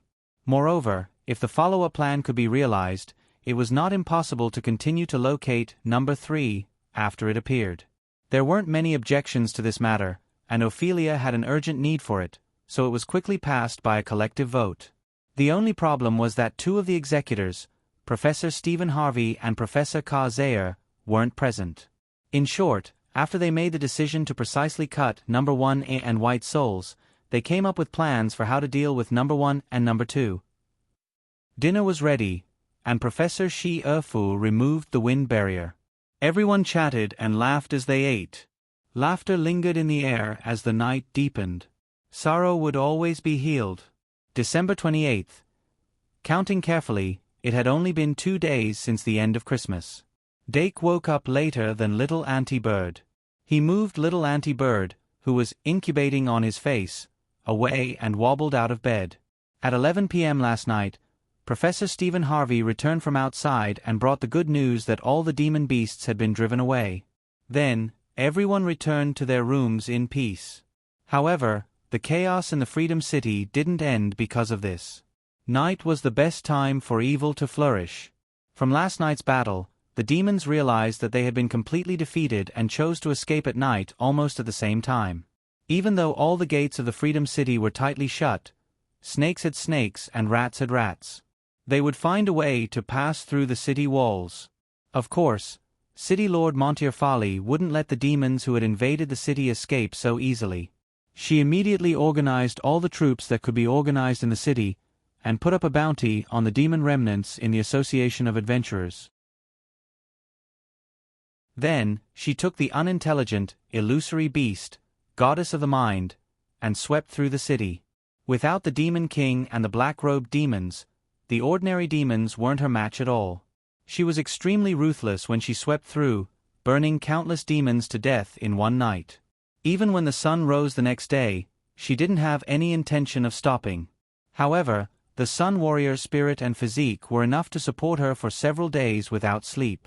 In short, her city-wide search of the demons unavoidably added a somber atmosphere to the city. When the sky outside first lit up, Aurora Montefiore woke up early. She didn't make breakfast for Dake. After waking up, the first thing she did was to take over the city's internal affairs and get busy in an orderly manner. At the same time, a different kind of life force was born in the city. On the other side, after Dake woke up, washed up, and ate, he gathered with Olga and the others and started to make bat porridge in the empty space behind the city lord's mansion. Olga set up the cauldron on the ground and summoned a fire elemental magic elf to stuff it into the cauldron. Then, she took a large amount of basic ingredients from Dark's luggage and threw them all into the cauldron filled with bats. Although Dake knew that she was cooking a magic potion, it looked more like she was cooking a big pot of rice. Coupled with her identity as the head maid of the Ares Palace, it was more like it. Not long after, black smoke started to rise from the pot. The black smoke that was more disgusting than the exhaust from a factory's chimney came out crookedly. Dake subconsciously covered his mouth and nose. Beside him, Eve, Angra, Auntie Bird, and the little devil magic beast all did the same. However, Olga was indeed the owner of the golden cloth Ares Palace. She didn't change her expression and continued to cook. Not long after, Professor Li Li, who couldn't stand the smell, came knocking on the door. Then, he set up a pot on the other side not far away. Dake didn't have many basic ingredients left, and they were all F***ing gone. "Can you not grab a sheep's wool and pull it out?" He couldn't help but roll his eyes. However, he still observed very seriously. Olga's magic potion cooking technique might not be brilliant, but her basic theory was very solid. Since she kept him guessing, Dake wasn't sure what she was making. But after thinking about it, it was probably something like, concentration is the essence. As for Professor Li, he couldn't understand it at all. Dake watched as she poured all kinds of unprocessed ingredients into the pot. Then, she forcefully used her magic to remove the impurities in the process of cooking. He was sweating all over. Professor Thompson hadn't taught her to this step yet. In short, she relied on her deep magic reserves and strong magic control to forcefully cook a delicate magic potion into a big pot of rice stew like Olga next door. Of course, he couldn't rule out the possibility that she did it on purpose. After boiling a pot of clear liquid, she started to pluck the feathers from the thunder rock. Yes, pluck the feathers. On the wings, the tail, the stomach, the back, the top of the head. Every single feather was plucked from the roots. Then, one by one, they were put into the pot to melt. In the end, she even took out a stone that was surrounded by electricity from the Thunder Rock's electric bag and threw it into the fruit. Professor Lily arrived later and completed the refinement of the magic potion one step ahead. She carefully poured the rest of the magic potion into a glass test tube. Then, she showed it to Dake as if she was showing it off. "Dang dang dang, guess what this is?" The fairy's smile was sweet. Dake said, "Fairy's nectar." "It's the Nirvana potion," Professor Li said with a smile. "Of course, it's not the Nirvana potion that can bring the dead back to life. Watch carefully." Then, she proudly patted her chest and flapped her wings to fly into the air. She called down the Thunder Rock that was hovering in the sky.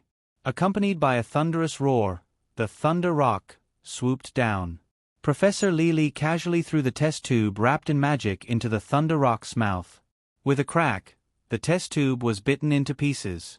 The Nirvana potion in the test tube must have flowed into the Thunder Rock's mouth. The surface of the Thunder Rock's body lit up with a faint light bit by bit. It folded its wings and landed on the ground that was slightly narrow compared to its huge body. "Don't move," Li ordered, and the Thunder Rock turned into a stone statue. If it wanted to, it could easily spit out the Nirvana potion, or use magic to dissolve it. But it couldn't. The light emitted from its body was pure white at first. Then, it was mixed with some flashing lightning. After a while, blue, purple, red, all of it surged out. Its body started to become as dazzling as a neon light. "Coo-coo, coo-coo." Little Auntie Bird flapped its wings vigorously and praised its artistic performance. The Thunder Rock hid the hidden bitterness in the depths of its eyes. It still didn't want to move at all. The effects of the Nirvana potion took a lot longer than expected. Li was already sitting next to Dake, eating snacks while watching Olga continue to cook the bat with him. A faint fragrance surrounded them, completely isolating them from the foul smell. After another 20 minutes, Olga lifted the lid of the giant pot and took a look. Finally, she revealed a satisfied smile that said, "Cooking is done." The bat pot was finally out of the oven. Even so, what Olga finally took out from the pot was only enough red liquid to fill a standard test tube. This isn't considered a potion. Olga handed the test tube to Dake and said, "You can call it vampire source substance."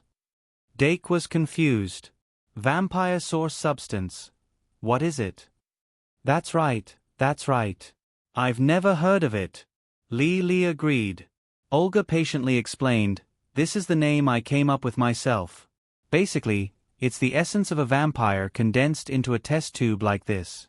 It's very similar to the core substance produced when vampires inject their blood into creatures and turn them into blood thralls, but it's also different. This vampire source substance can only be extracted from high-level vampires. It can skip the embrace step and directly turn a human into a blood thrall or blood demon.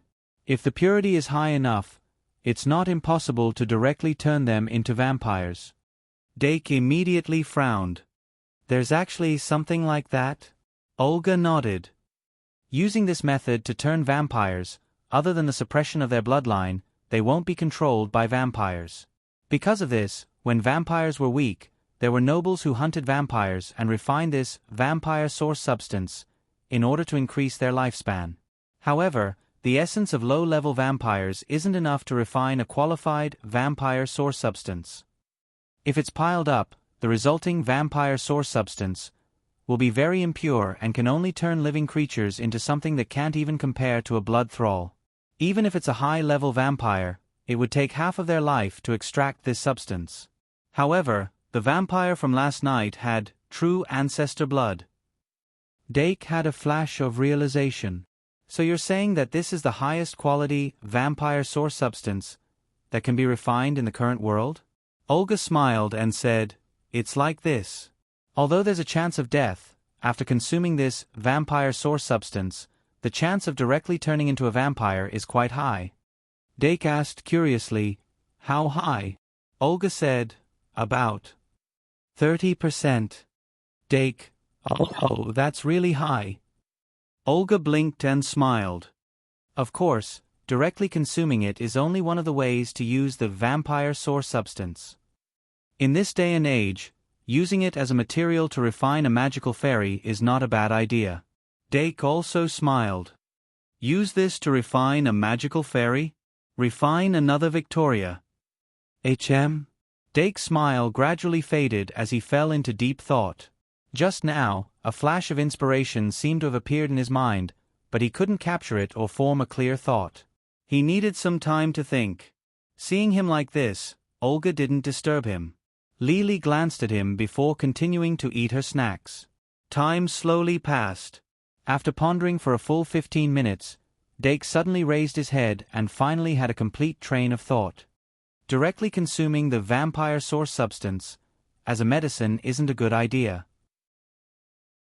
Using the vampire source substance as a material to refine a magical fairy is possible, but it can't be used to refine a second daughter of the vampire.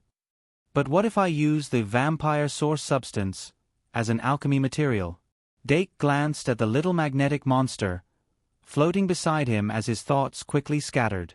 The reason he had such an idea was mainly because he had seen the stitched corpse demon Rollo. The stitched corpse demon Rollo was the product of the combination of necromancy and alchemy. It wasn't as rigid as a golem, and it was even more lifelike than a marionette. This was because it had reached the standard of a living creature and was a real life, not a simulated life as described in alchemy. The stitched corpse demon, Rollo's creator, Rune Ragnar, had created life. Dake recalled Professor Ka Zayer's introduction of the Thousand-Year Lich and couldn't help but sigh. Rune Ragnar had written the Necromancy book when he was only 16 years old. In that book, he had sewed the soul and the body together to create an alchemy creature called the Stitched Corpse Demon. Not to mention how taboo his actions were, his talent and ability were truly unparalleled in the past 1,000 years. Back then, the Necromancy book was found in the library by the Fox Beast. It was originally used to research how to create spirit-branded retainers. Now that he thought about it, the Stitched Corpse Demon's creation method could be used in many places. If I use this vampire source substance as an alchemy material and use alchemy to create a vampire's body, can I refer to the Stitched Corpse Demon's creation method and treat the intelligent magic fairy as the soul and sew it together with the body? Dake couldn't help but take a deep breath. He could hear his heart beating faster. What exactly were the soul and consciousness? Could a magic fairy with intelligence be seen as the combination of the soul and consciousness? Using the vampire source substance, extracted from the vampire Laryl Vlad's bat incarnation as the foundation to cultivate a body, the compatibility with the vampire's daughter Victoria should be extremely high. In this way, after sewing the two together, the rejection reaction that would inevitably occur would be weak and could even be adjusted to 0. Just like the Stitched Corpse Demon Rollo, the body and soul were one, and there was no rejection reaction at all. Compared to sewing the soul and body of a natural life form into a stitched corpse demon, the degree of taboo involved in sewing a magic fairy and an artificial body was completely different. Dake's idea came from the spell cage card that could transform a magic fairy into a magic fairy. Since there was a way to transform a magic fairy into a magic fairy in this world, why couldn't there be a way to transform a magic fairy into a magic fairy? Stitched corpse demon, marionette, and normal magic fairy were all products of alchemy, and the degree of authenticity was gradually decreasing. It was unknown whether the stitched corpse demon could work, but marionette, as a type of magic fairy, could definitely be transformed into a magic fairy by the spell cage.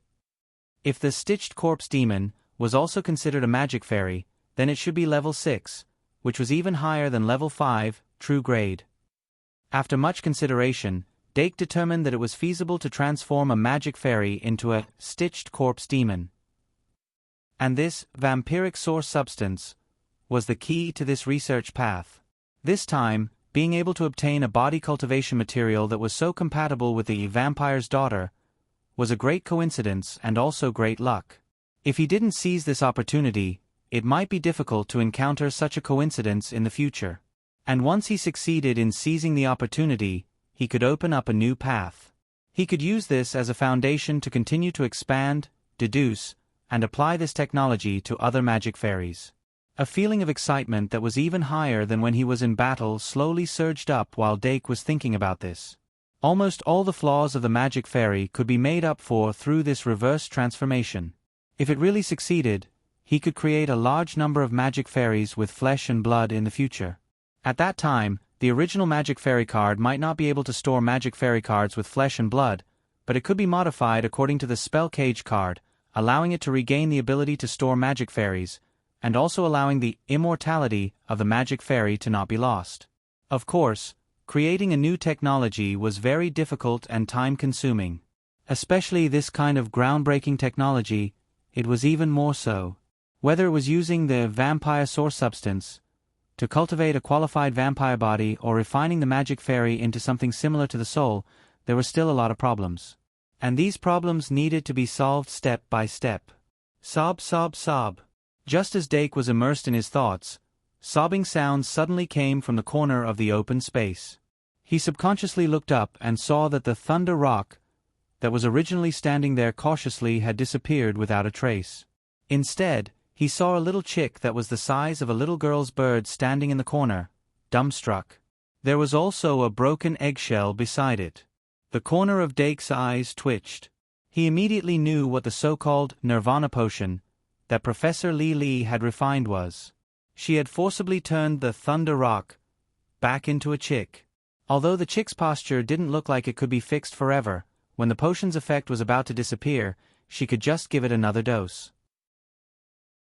If this cycle continued, perhaps one day it would be tired of playing with it, then it would be truly liberated. Sad. Sad. Dake quickly stood up and picked up the dozens of feathers that had fallen to the ground. These feathers were longer than his arm, and each of them was like a banana leaf. Some of the feathers faintly flickered with lightning, while others could cause the sound of the wind. The energy that escaped when the thunder rock was forced to become an egg was almost all condensed in these feathers, causing them to become high-quality materials that were like products from the underground city. Good stuff. Dake picked out a wind element feather and gently fanned it. Suddenly, a strong wind blew, and the cold wind blew, making the chick shiver. After all, it was cold in winter. If he fanned it in summer, it would definitely be very cool, right? Dake quickly placed the feathers of the two elements separately. Among them, there were 8 thunder element feathers and 7 wind element feathers, making a total of 15 feathers.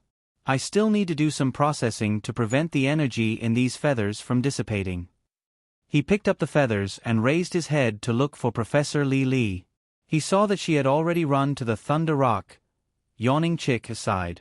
She raised the chick that looked like it had nothing to live for and laughed loudly. Next to her, the little girl's bird had already climbed onto the little magnetic monstrous body and was flying over on the UFO. It was probably the first time it had seen a chick that was similar to its size. At this time, it was also quite happy to have found a little rock friend of the same age. Dake helplessly looked down at the feathers in his hand and sighed, "Only I can do it." At this point, the stitched corpse demon was temporarily sealed, the bat incarnation became the vampire source substance, the thunder rock became the chick, the demon dragon horn was sent to the castellan's warehouse, and the ghostly pupil was in the hands of Professor Shi Erfu. Everything was handled properly. Everyone exchanged ideas with each other at noon and then separated from each other. Professor Shi Erfu would stay in the castellan's mansion to guard the truth orb. Professor Mitya was going to look for a replacement for the Black Beast. Sister Kalien was going to the medical camp to treat the injured people yesterday. Professor Cheong Si was very interested in the city's gladiator culture. Professor Harvey was going to make a new diagnosis on the white Gouda. Ophelia was accompanying White. Dake lent the two fantasy beasts, Goddess of the Mind's Eye, to Castellan Mentefali and Aurora respectively. He was not going to participate in the city's investigation later. Professor Li Li was naturally going to go with him. The other three maids were even more so. On the other hand, Dark had originally wanted to visit the Sun Moon Temple with Aurora when he finally had some free time. However, the Castellan and the little Castellan were very busy. He really didn't want to trouble them, so he decided to go after this period of work. Anyway, the long vacation had just begun, and there was still quite a lot of time. So after some simple thinking, he decided to relax and satisfy his adventurer's desire. After lunch, Dake put on the three-piece thermal jacket given by his mother and went out of the Castellan's mansion.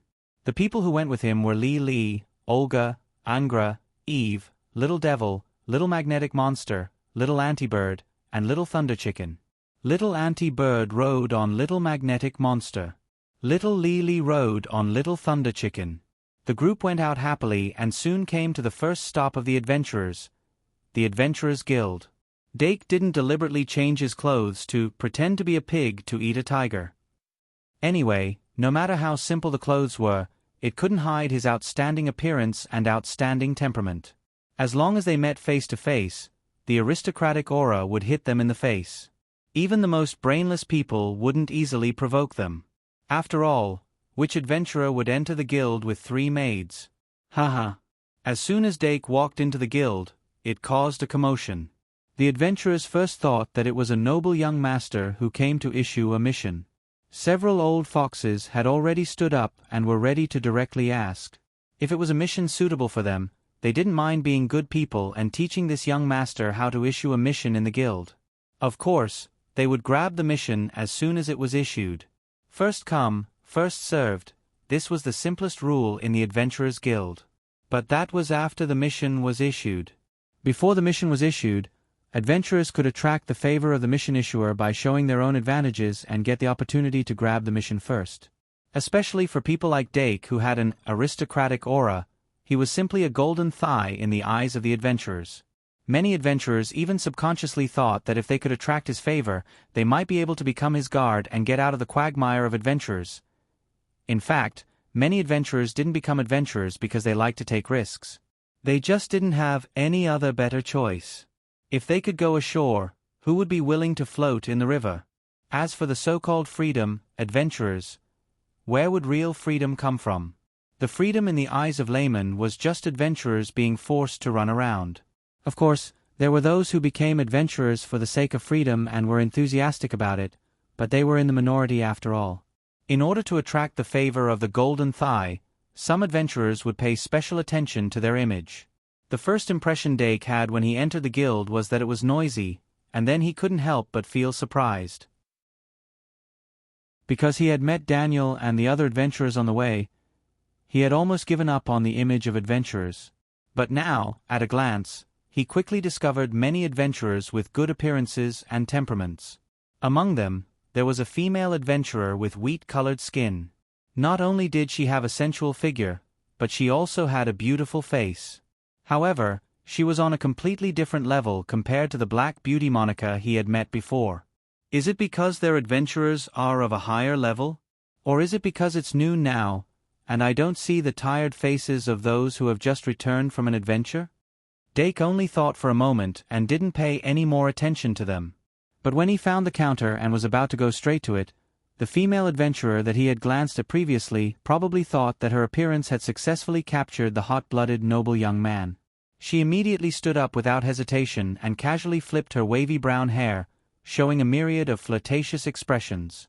The adventurer beside her had already begun to curse in his heart, such as XX woman, girl, and so on. But if he couldn't even withstand such a gaze, how could he be an adventurer? My Dana strode forward without a care, revealing the large beheading sword on her back that was wider than her waist. This broadsword was actually not the weapon she was used to using, but its aura was strong enough, and it was easy to create a contrast with her perfect figure, which made her appearance seem even more delicate. In short, one shouldn't guess the thoughts of an adventurer. And when my Dana stood up, on the other side, several adventurers also stood up and greeted Dake with a smile.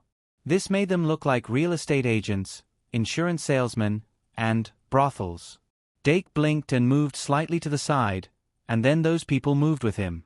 He immediately knew that these people were coming for him. Could it be the legendary rookie killer?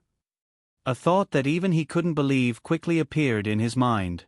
Dake reached out and grabbed the little magnetic monsters and birds that were flying around him, pulled them behind him, and greeted them with a smile.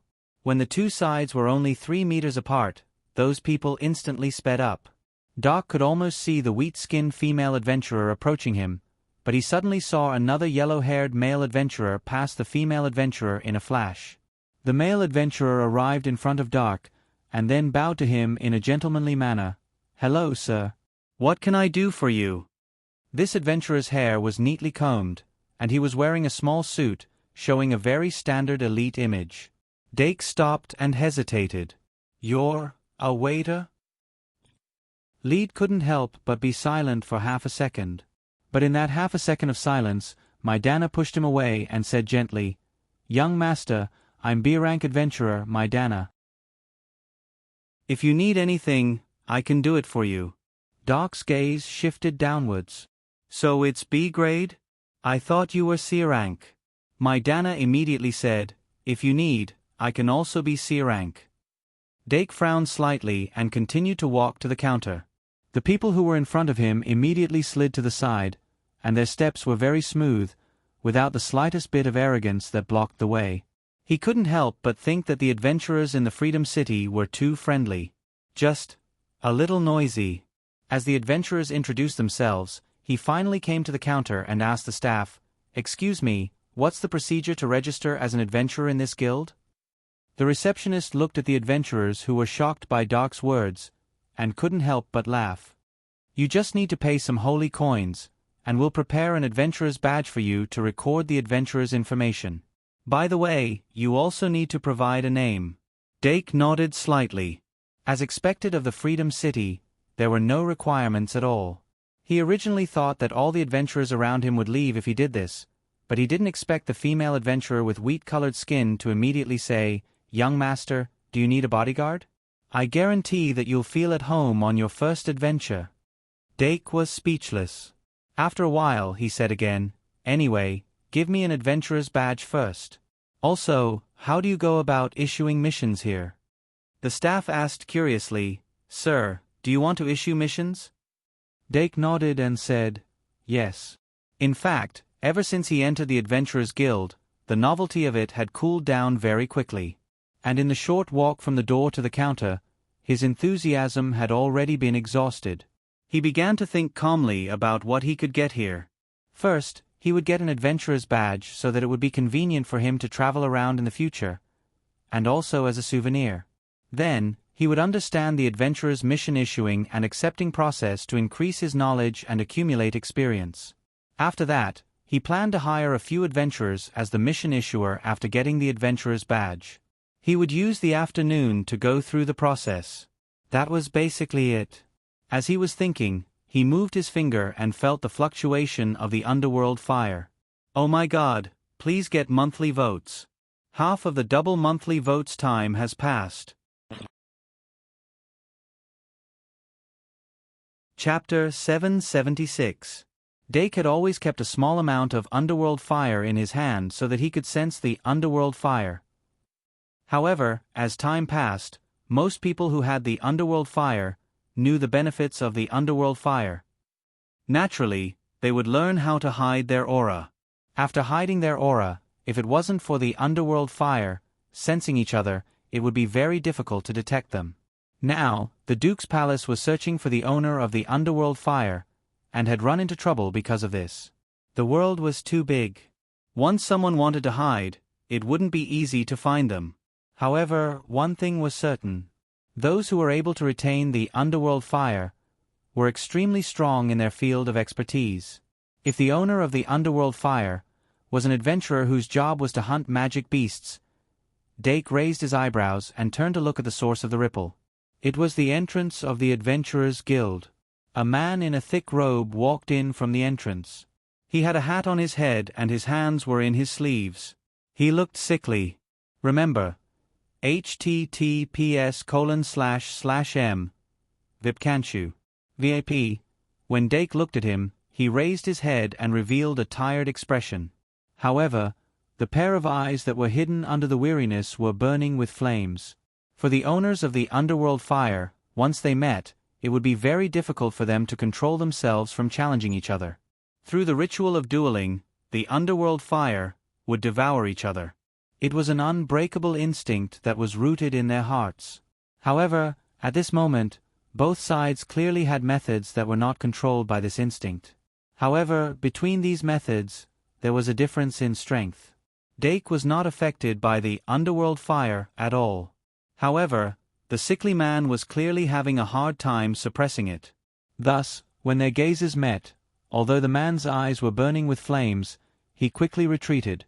It was clear that he wanted to use distance to suppress his desire to duel. "Eve," Dake called out in a low voice. Eve took a step back and silently disappeared into the shadows. Some people noticed her disappearance, but they remained silent.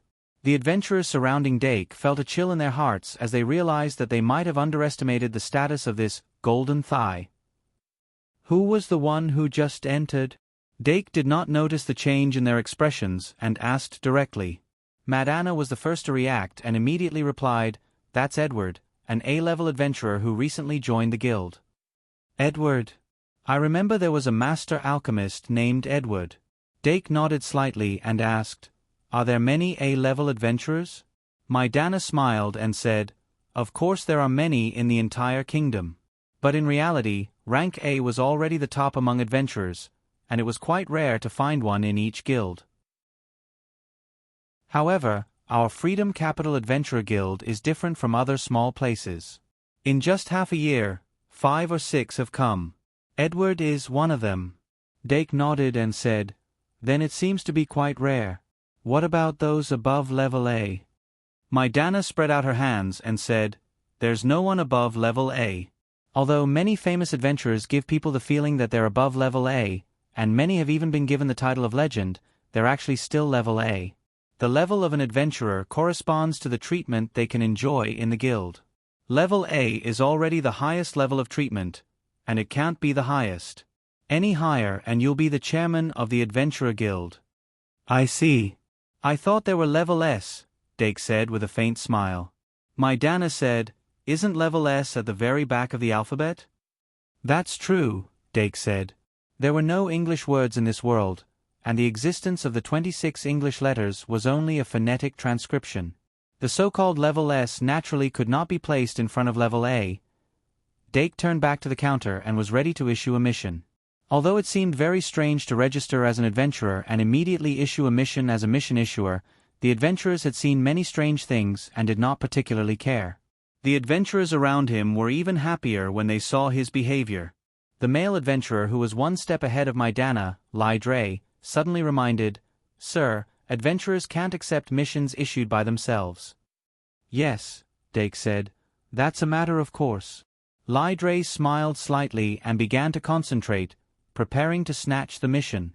Many adventurers, including him, had already noticed that this golden-haired young man was not the kind of rich young master who often appeared and simply came to experience the life of an adventurer. Moreover, this young master's maids were probably very powerful and could be his bodyguards. But because of this, it was very safe to follow him. If this mission could be obtained, not only could they take the opportunity to make friends with him, but they could also effortlessly earn a small sum of money. This kind of business, even if the reward was lower, would still attract people like a flock of ducks. Moreover, the beast tide had just passed, and level B adventurers like them could not go out of the city with low-level adventurers to scavenge. If they could receive such a mission to pass this period of time, it would naturally be excellent.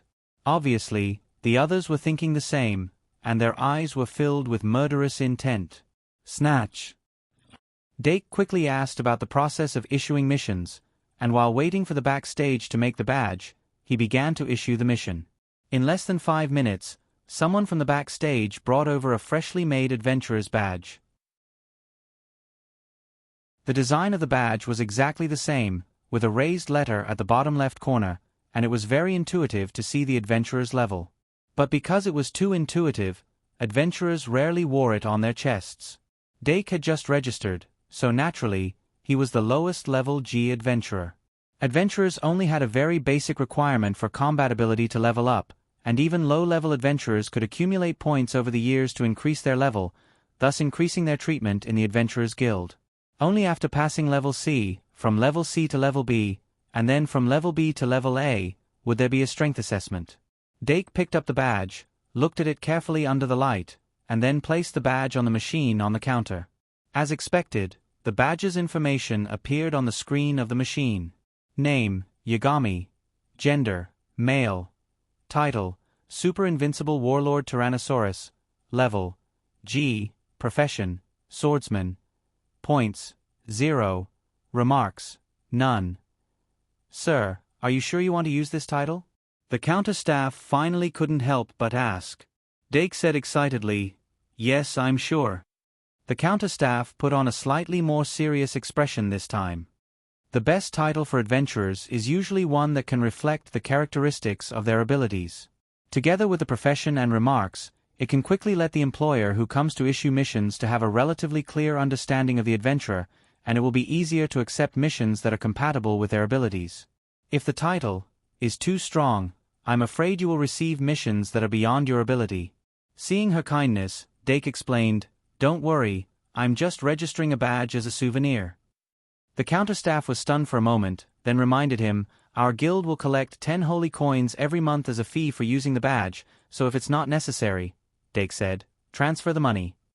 And so, Dake Dimeng, who had paid the membership fee for 100 years, began to issue missions.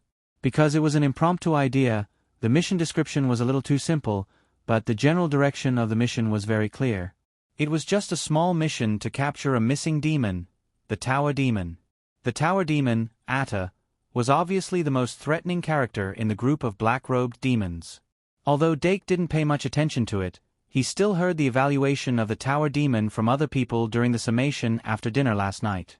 Therefore, among the black-robed demons who escaped, the Tower Demon was the easiest to catch.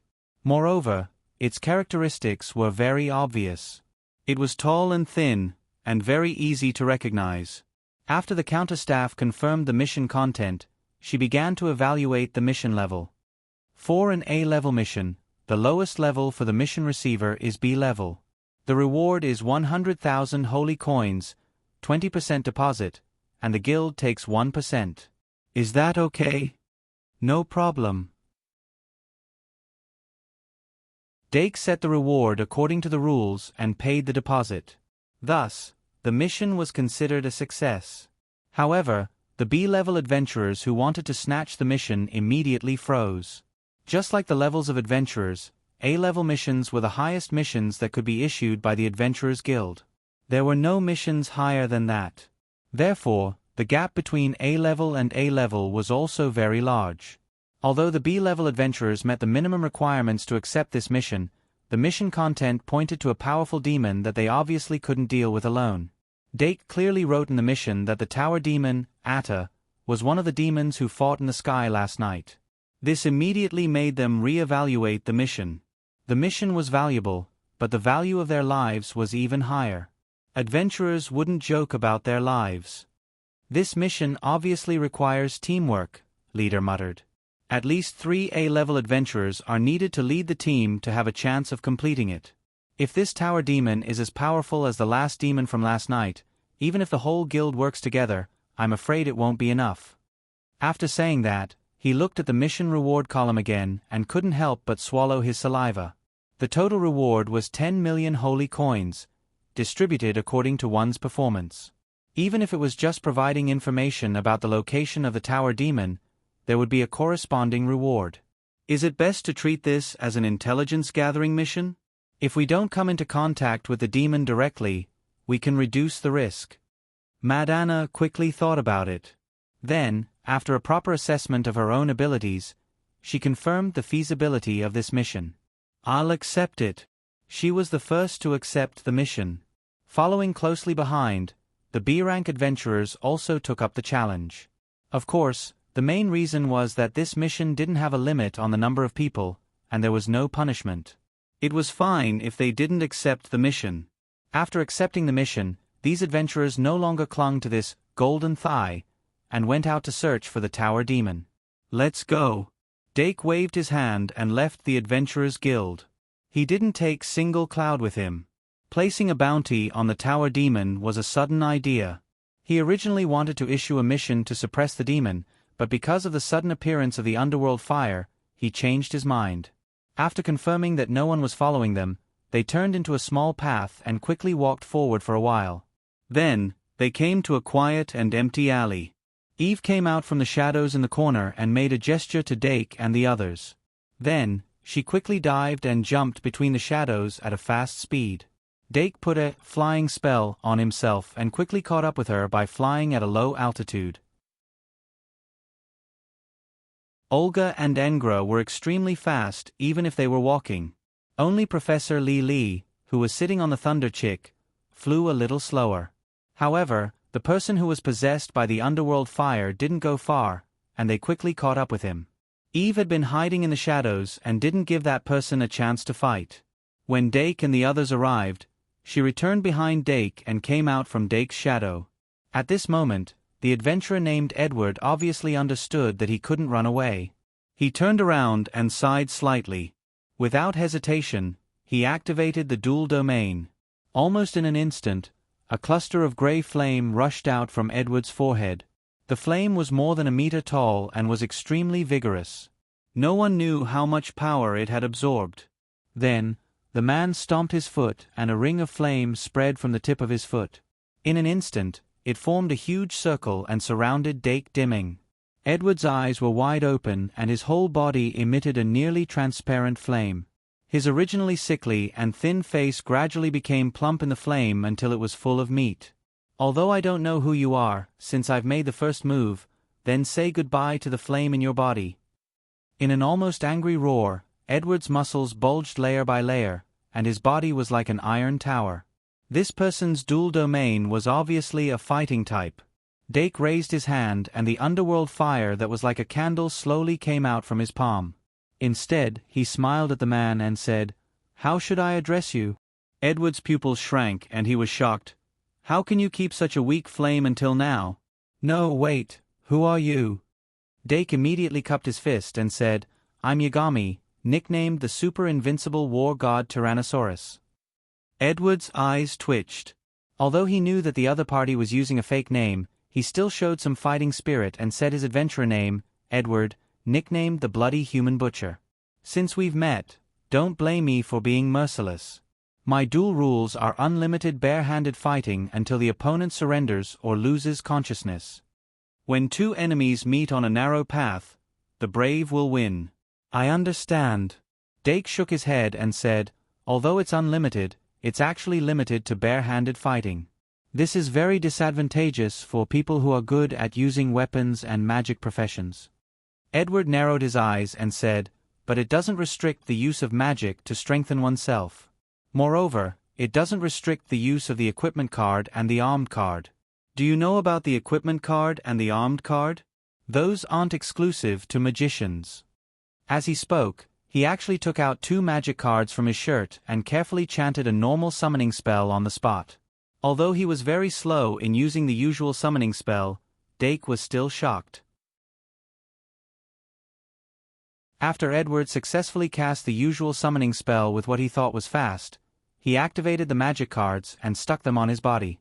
Instantly, A light armor appeared on his body. Then, he looked at Dake's shocked face and said with a smile, "How is it? Are you scared? If you surrender, you won't have to suffer. And since your flame is so weak, I'm sure you don't have many memories and powers related to it. Even if you lose them, it won't be a big deal." Of course, if Dake lost his memories of the underworld flame because of the duel, he would also be forgotten, and would naturally take the opportunity to escape. Dake knew that he was stalling for time, but he didn't care. "Hurry up, I'll wait for you." Edward's expression froze, and the ominous feeling in his heart grew stronger. However, the duel ceremony had already begun, and there was no room for retreat.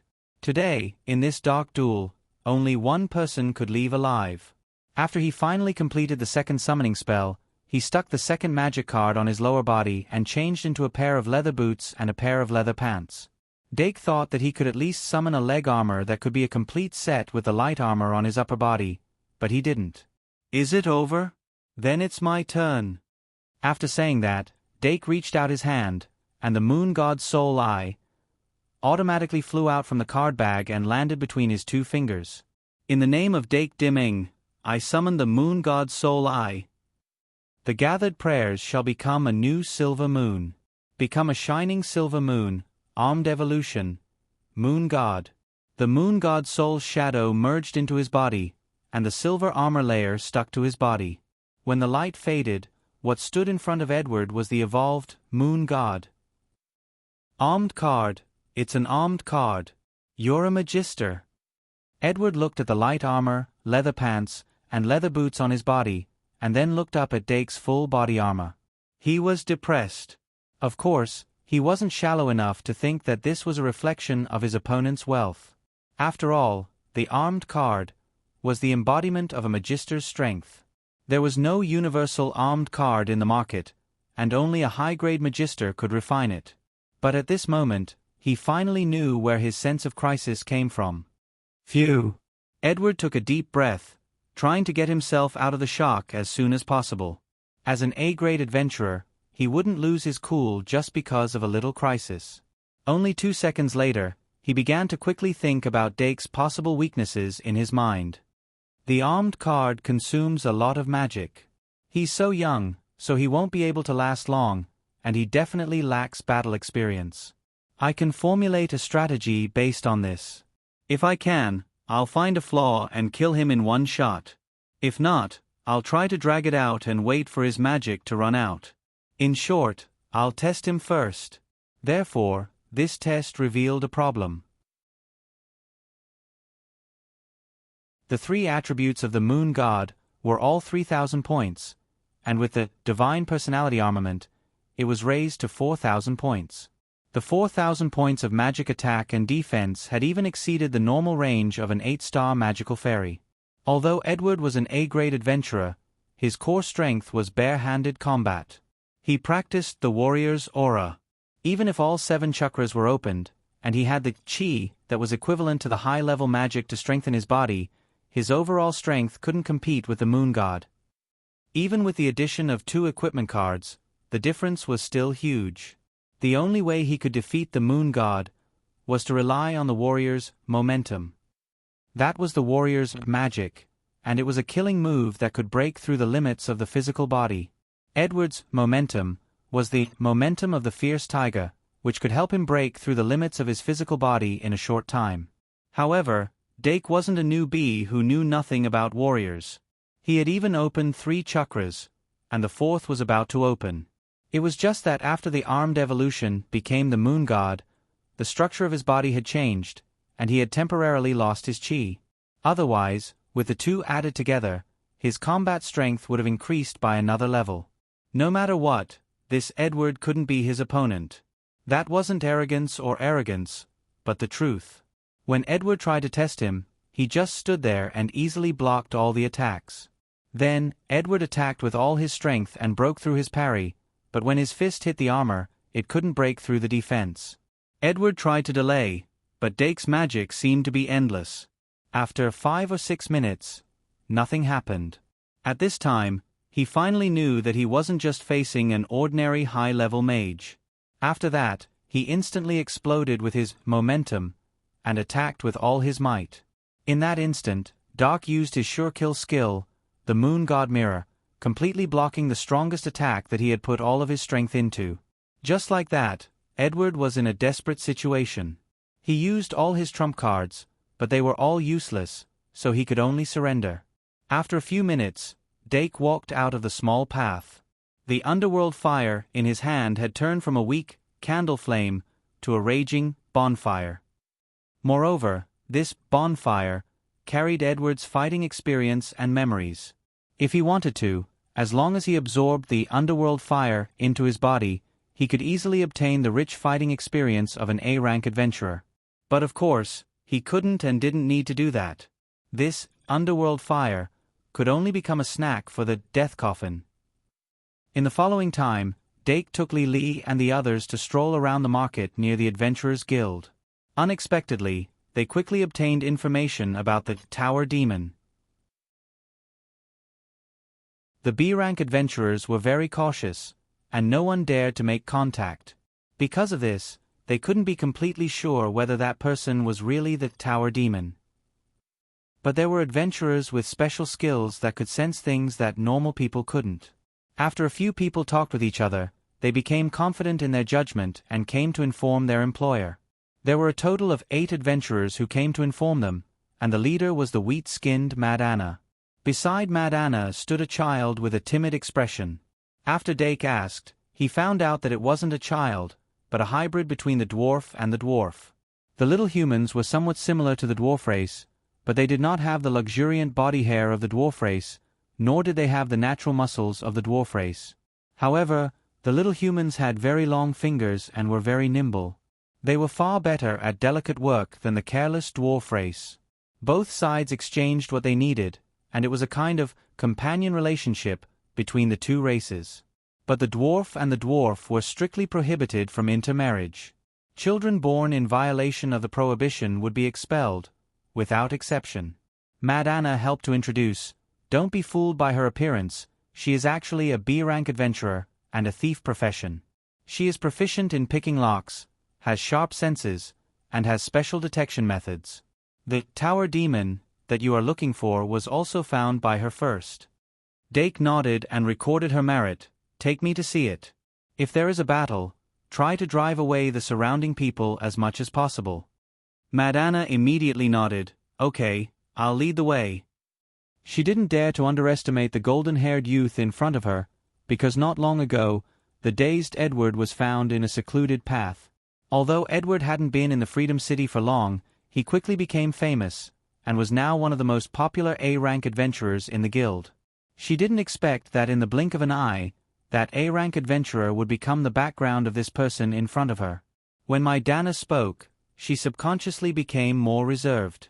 Soon, the group arrived at their destination. The Tower Demon. Atta had already changed out of its iconic black robe and mask, but it was too thin and too tall. There weren't many people with this body type in the entire Freedom City. In addition, it naturally emitted an aura that was incompatible with the people around it, so it was easy to attract attention. In fact, the adventurers relied on logging off, and it didn't take long for them to discover it. The rest of the time was just to investigate and confirm it. The hybrid between the dwarves and the dwarves was only the first B-rank adventurer to arrive here and confirm his identity. Now that they had confirmed it, they invited the person in question over. Dake stopped 100 meters away and looked at the back of the Tower Demon, Atta, from afar. The golden light in his eyes spread, and he directly opened the Eye of Truth. The fluctuation of the Eye of Truth immediately attracted the Tower Demon Atta's attention. In fact, it had already discovered the movements of the few rats, but it was a powerful demon after all, and it couldn't choose to run away just because of 1 or 2 rats. It sat there and even had the urge to kill a few rats to vent its anger. But those rats were too slippery, and it didn't find a reason to attack. Until now, the cat that it had been waiting for finally appeared. In an instant, the Tower Demon, Atta, made a decision. After all, it was a demon, and it was a powerful demon. Although its racial characteristics were very similar to a turtle, it was definitely not a turtle. it could run away very quickly. Therefore, the tower demon Atta, who didn't have any intention of running away, ran away the moment Dake opened the Eye of Truth. That's it. Dake closed his eyes. Olga, who had been following him for half a step, moved the moment he closed his eyes. As the saying went, quiet as a virgin, quick as a rabbit. Olga almost caught up with the tower demon Atta, who was speeding up, in the next second. The moment the black shadow appeared, the tower demon Atta realized the speed of the person who was coming. It suddenly roared and put its hands together like a circle. Countless square stones were condensed in the air and stacked into a wall, immediately crushing the maid in the middle. Olga Dimming, who was standing in front of the tower demon, didn't withdraw the white light from her body until now. She was wearing a pure white battle dress from head to toe. The tower demon, Atta's mind flashed through last night's shadow until it realized that this was the maid who was on the side. A glint flashed across its eyes as a square stone appeared beneath its feet. Then, it charged forward and stomped on the square stone. Its entire body relied on the counterforce of the square stone to bounce back and pull away from Olga. In the next moment, the two square stone walls that were crushing toward Olga suddenly exploded. Olga, who was wearing a battle dress, was instantly drowned in the explosion. The B-grade adventurers who were guarding Dake saw this scene, and their faces suddenly changed. They came here because they believed that Dake and his maid could deal with the demon, but they didn't expect this to happen. Whoosh!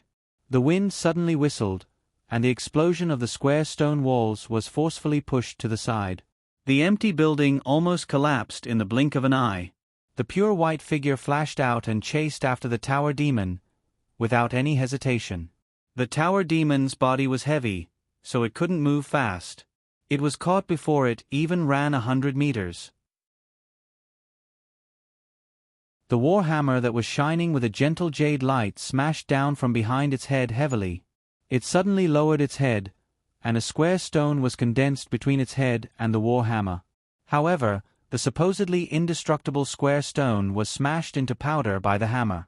The tower demon was shocked, and its magic power surged wildly.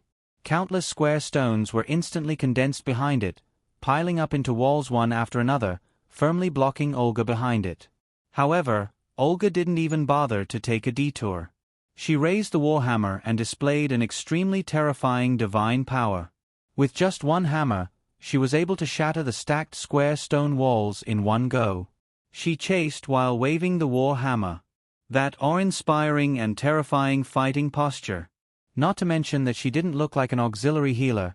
Even the dwarves who liked to use warhammers weren't so domineering. Seeing this scene, Mad Anna couldn't help but touch the decorative broadsword hanging behind her back, and a trace of shame flashed across her face. Rumble! Seeing that the square stone walls couldn't stop her at all, the tower demon simply condensed a square stone and immediately detonated it. The sound of the explosion shook the hearts of the people nearby, and they immediately threw down the things in their hands and ran away. Now in the City of Freedom, many people already knew that the demons had sneaked into the city, and also knew that the city lord was leading people to clean up those demons. Therefore, they immediately thought that the explosion was caused by the battle between the demons and the city guards. But no matter who won or lost, it was already a place where ordinary people couldn't get close to. In order to not be implicated, people began to flee in a panic. Chaos was still unavoidable. At the same time, the patrol team that was closer to here immediately rushed over after hearing the news. The eyes of the city began to gather here, and the battle between Olga and the tower demon had just begun. Although the tower demon Atta had fled from the battle last night, it at least had the ability to defend itself. Relying on the solid square stones that could be condensed in an instant, it always kept a distance between itself and Olga. Under such a chase, Olga deliberately forced it into the sky, and cleverly used a few magic cards to attack from the ground and slowly lured the tower demon into the sky. The tower demon relied on the square stones to rush, and its speed in the sky and on the ground wouldn't be affected. On the contrary, it was easier to escape in the sky without any obstacles. But in fact, these were just excuses that it found for itself. In fact, it was forced to go into the sky. Otherwise, as long as it rushed into a place where people gathered, it would rely on human flesh as a buffer to increase the distance between them. In short, it didn't take long for Olga to catch up to it in the sky, and then she didn't need to worry about some powerful magic cards anymore. In the name of Olga Dimming, I summon the battlefield loop. With a light shout, the familiar magic instantly bloomed under the tower demon eyes. More than 10 years ago, the tower demon Atta was once a hot-blooded young man. It had participated in countless battles and had also fought against the Golden Generation. The one that left the deepest impression on it was the battlefield saintess that it had fought head-on. The magic card that it used the most frequently was the battlefield loop. Although it was hard to tell how powerful this ultimate skill was from its name, the tower demon was very familiar with it. Once the battlefield loop magic card was activated, it could create a light wall on the battlefield. The light wall might not be thick, but its height and length were very shocking. It could also be manipulated to change its shape, and it was very flexible. Looking from the sky, it looked like a white ring suddenly appeared on the battlefield, and the whole huge battlefield was divided into countless parts. When the battlefield saintess used the battlefield loop to divide the battlefield, she could create a situation where she had the advantage in numbers every time. The spectacle of the entire battlefield being divided into countless parts was a rare sight in the entire history of mankind. Seeing the huge light wall that suddenly appeared and blocked in front of it, the tower demon Atta almost mistakenly thought that the person behind it was the new battlefield saintess of the saint. If it wasn't for the fact that the saintess of the saint couldn't be someone's maid, it might have really believed it. After the shock, the tower demon Atta realized that the maid in the battle dress was even more outrageous than the battlefield saintess. She actually turned the battlefield loop into a ring and completely blocked the path in all directions. The tower demon was forced to stop, and the square stones under its feet naturally formed a square platform. It lowered its head slightly and noticed that the height of the light wall wasn't inferior to the city walls outside. The bottom of the light wall went straight to the ground, and only the sky was open. However, a moment later, the maid in the battle dress appeared in the sky. That awe-inspiring beauty, the pure white battle dress, and the pure light element aura were indeed 70 to 80% similar to the battlefield saintess. However, the sharp killing intent hidden under the pure white was something that the battlefield saintess didn't have. It's the Valkyrie. The tower demon Atta finally remembered the other pure white figure that it had seen once before, and the shock in its heart didn't decrease but increased instead. However, no matter how shocked it was, it had to face the truth at this moment. I can't escape. I can't escape. I can't escape. As the echoes came from the depths of its heart, the square face of the tower demon Atta hardened bit by bit. Obvious cracks started to appear on the skin all over its body like a brick wall. The dark and filthy demon energy gushed out of those cracks little by little. I can't escape. I can only fight. There's no room for communication between humans and demons. Its deep-rooted thinking caused it to launch a desperate counterattack at this moment. Ugh! In the sky, Olga looked down at the ground with a battle hammer in her hand. Bits of white light were converging on the top of her battle hammer. Starting from the top of the battle hammer, the white light continued to extend upward and gradually condensed into the shape of a sword. She raised her left hand and grabbed the handle of the battle hammer with her right hand.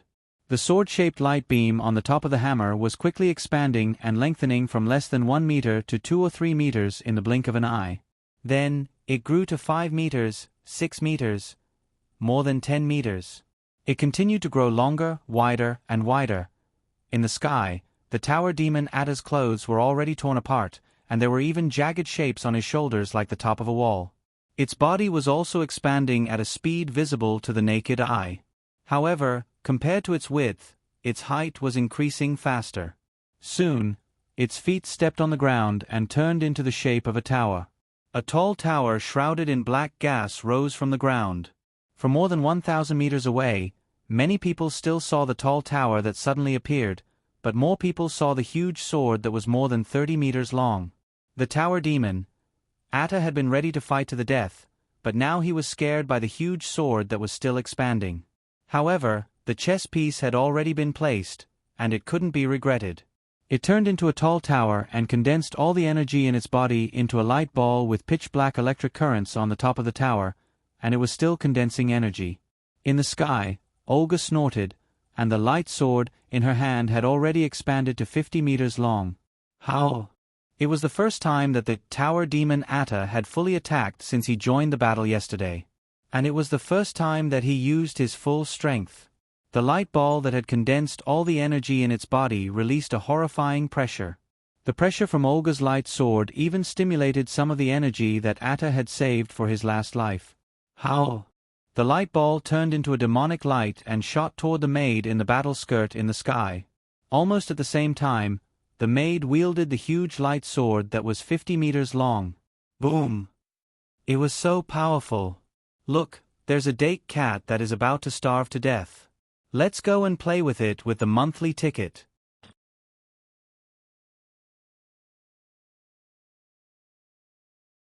Chapter 777. The demonic light shot out by the tower demon seemed like it was going to pierce through the sky. The pitch-black lightning wrapped around the light pillar, and the thunder rumbled for thousands of miles.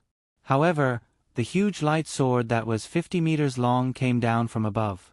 With a crushing force, it forcibly suppressed more than half of the demonic light.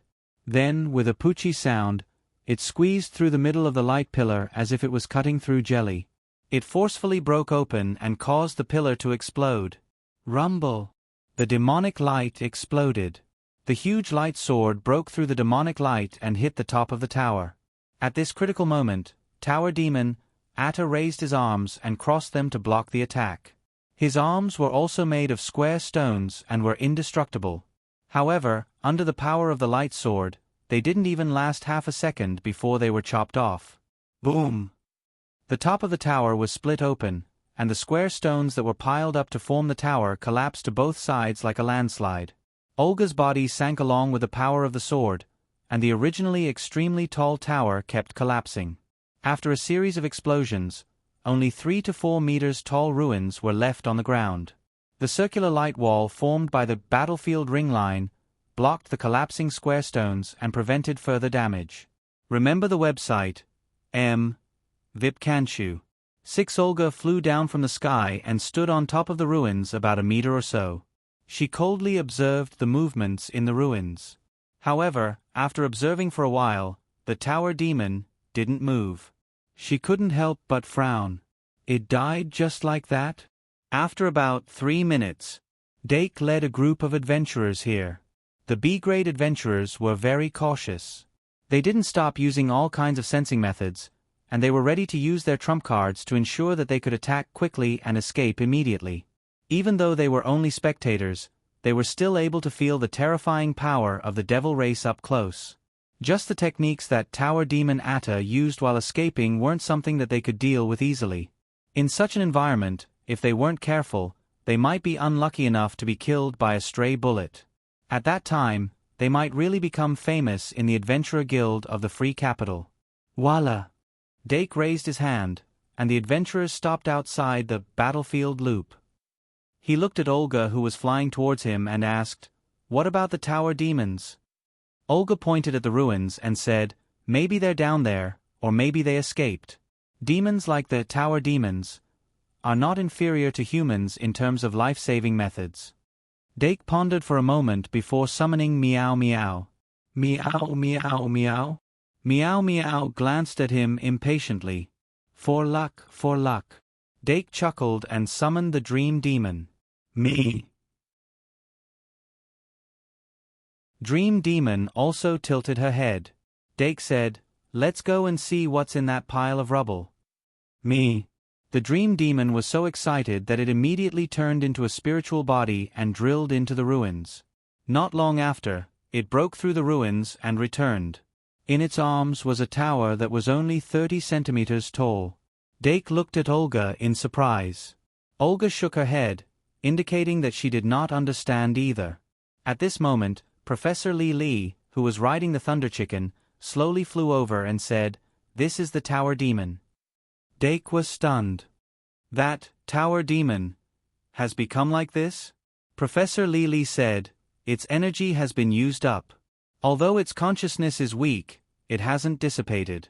It should be in a state similar to hibernation. However, This state is also its strongest state. Dake asked, since it's hibernating, does that mean it will still wake up? Professor Li nodded. In this state, the tower demon's internal energy will not be used up, and it will slowly absorb energy from the outside world. If it's planted underground with abundant energy, after a few decades or 100 years, it might grow back into a tower. I see. Dake felt that his knowledge had increased. The tower demon turned into a small tower after hibernation. It was exquisite and could be used as a decorative item. However, as a qualified magus, Dake Dimming had already begun to think about how to use it in magic refining as soon as he got it. The tower demon's remnant consciousness had to be removed. After that, the remaining shell would become a usable material. Then, whether it was refining it into an item card or a magic elf card, it would be feasible. Anyway, it was time to pay the bill. When Dake came to the Adventurers Guild again, it was already past 4 in the afternoon. He had invested 10 million holy coins in this mission, but because the adventurers were not the ones who killed the tower demon in the end, he only needed to pay the adventurers the mission reward for collecting information. Considering the danger of getting close to the tower demon, Dake was very generous in the reward. Almost every B-rank adventurer received more than 100,000 holy coins. In just one afternoon, they could earn more than 100,000 holy coins per person. Naturally, the adventurers were happy. After Dake declined Mad Anna and the others' invitation to celebrate, he left with his family. When Dake stepped out of the Adventurers Guild, he knew that his first adventure as an adventurer had come to an end. And the next time he stepped into the Adventurers Guild, he did not know when it would be in the future. It can be considered as fulfilling a small wish. The sun was shining, and he smiled. It was a fruitful harvest. In the next few days, Dake did not wander around.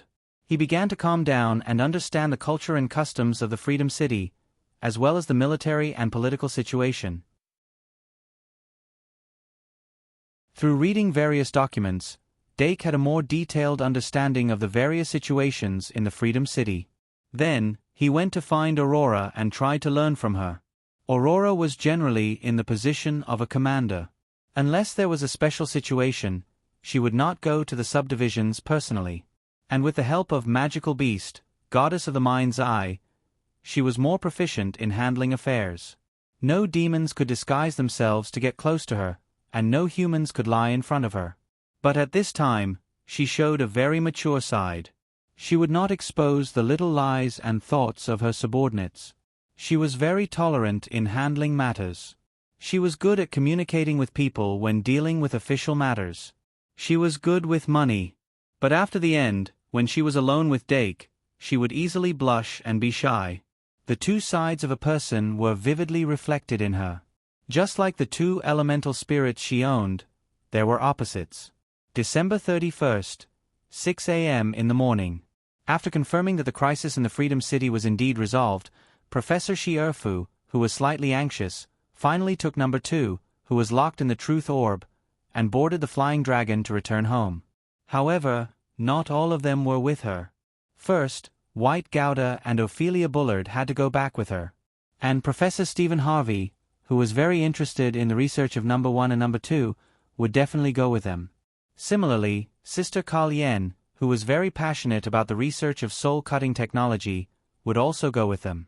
Professor Cheong-si originally wanted to stay and take care of the students, but because Professor Li and Professor Midya recommended themselves, she was relieved to go back. Of course, she was relieved to see Professor Midya. And in order to ensure the continuous communication between the Academy and the Duke's mansion, Eve had to embark on the return journey. In this way, more than half of the original team of 13 people returned, and the remaining 6 people chose to stay. Ever since Dake began to focus on learning, Lily began to run around everywhere. If it weren't for the Thunder Chick's flying speed limiting her return, perhaps the entire Freedom City would be in chaos because of her. And every time she went out, she would bring along her little anti-bird, little magnetic monsters, and little demon beasts. She looked like a child king bringing a group of children to be naughty everywhere. She didn't have enough fun, so there was no way she would go back. As for Professor Midya, it was because her Black Beast replacement had not been found yet. Black Beast was a very special kind of shadow creature. In a broad sense, it could be classified as an elemental life form. They didn't need to be fed, they only needed to curl up in the shadows to absorb energy. They didn't have a fixed shape, and they could freely change their shape as the pumpkin carriage enlarged or shrank. They could travel on land, sea, and air, and they weren't slow. It was indeed very difficult to find a creature that met these three conditions at the same time. He didn't know if Professor Midya would be able to find it before returning to the academy. After Professor Shi Erfu and the others left, the remaining 6 people quickly returned to their own lives. As the saying went, do what you need to do. The start of the second semester of the second year was on Monday, January 6th. On the evening of January 5th, there would be an opening ceremony that connected the previous and the following. They just needed to rush back before the opening ceremony began. Starting from this afternoon, Aurora's work had reached the end stage. Dake occasionally helped, but most of the time, he just did his own thing. In the blink of an eye, another day had passed. The new year was getting closer and closer. At 9:30 in the evening, Dark said good night to the magic elves in the room and kept them back into the magic cards one by one. Then, he finally summoned the system list and summarized the 7 sins index as usual. System: expand the index. Pride, 9490. Jealousy, 4240. Rage, 8988. Sloth, 5957. Greed, 9193. Gluttony, 9394. Bliss, 9398. A lot of things happened in December, causing the index to fluctuate greatly. However, most of the major sins were greed, gluttony, and bliss. Bliss was the most important one. Dake had actually drawn 6 bliss in December. However, the final value of bliss did not decrease, but increased instead. It reached 98 points, which was close to breaking 100 points. Ever since his ability to control his emotions had gradually improved, it was rare for him to reach such a high value. However, occasionally, he would slightly indulge himself. This was the consequence of indulging himself. Fortunately, a month had passed, and it was time for the cool-down to reset. He could find some time tomorrow night to reduce the pressure on bliss. Originally, because of the collection of Moon God's version of bliss, he did not need bliss that much. He was more inclined towards the other major sins. However, it seemed that it would be troublesome to accurately control them. Apart from the 6 bliss, he also drew 6 pride, 4 greed, and 4 gluttony in December. Currently, the remaining major crimes were as follows: pride, 10 rage, 1 greed, 24 gluttony, 1 bliss, 6 Moon God's version of bliss, 1,000 plus. After carefully summarizing, Dake began to reflect deeply. Recently, his control over greed, gluttony, and bliss had gradually decreased. Especially bliss. Before it was reduced to a safe range, he could not allow it to increase anymore. However, after considering his upcoming schedule, greed was actually more dangerous. This was something that he had to pay attention to. After thinking about it carefully, Dake stuffed his naughty little ant into his bed and went to sleep early. 1st January, 5 a.m. in the morning. The corners of the Freedom City lit up with a touch of reddish gold, and then quickly spread to the entire city. A new year had arrived in this bright and joyful sky. In this world, there was no New Year's Day, no spring festival, and Christmas was the last festival of the year. However, this day was still a special day in many people's hearts. On this day, every household washed away the dust and changed into new clothes. The haze surrounding the Freedom City was swept away, and the entire city was filled with a joyous atmosphere. The brightest pearl in the Freedom City also woke up early and dressed up in front of the mirror. In the past few days, she had been busy day and night, and neglected to dress up. Today, sitting in front of the mirror, she could not help but think about whether she had neglected to dress up and left a bad impression in her heart. However, although it was called dressing up, it was actually just a slight trimming of her fringe, covering up a bit of fatigue, and moistening of her red lips to make her temperament more distinct. Since she was going to explore the temple today, Aurora changed into casual clothes that were easier for her to move around. Compared to the normal clothes of this season, it was a bit thin.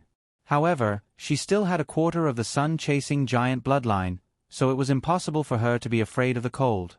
She put on a hat that could block rocks and leather gloves that could prevent scratches on her hands, a short sword, and a card bag. Finally, she put on the 2 brooches, one red and one blue.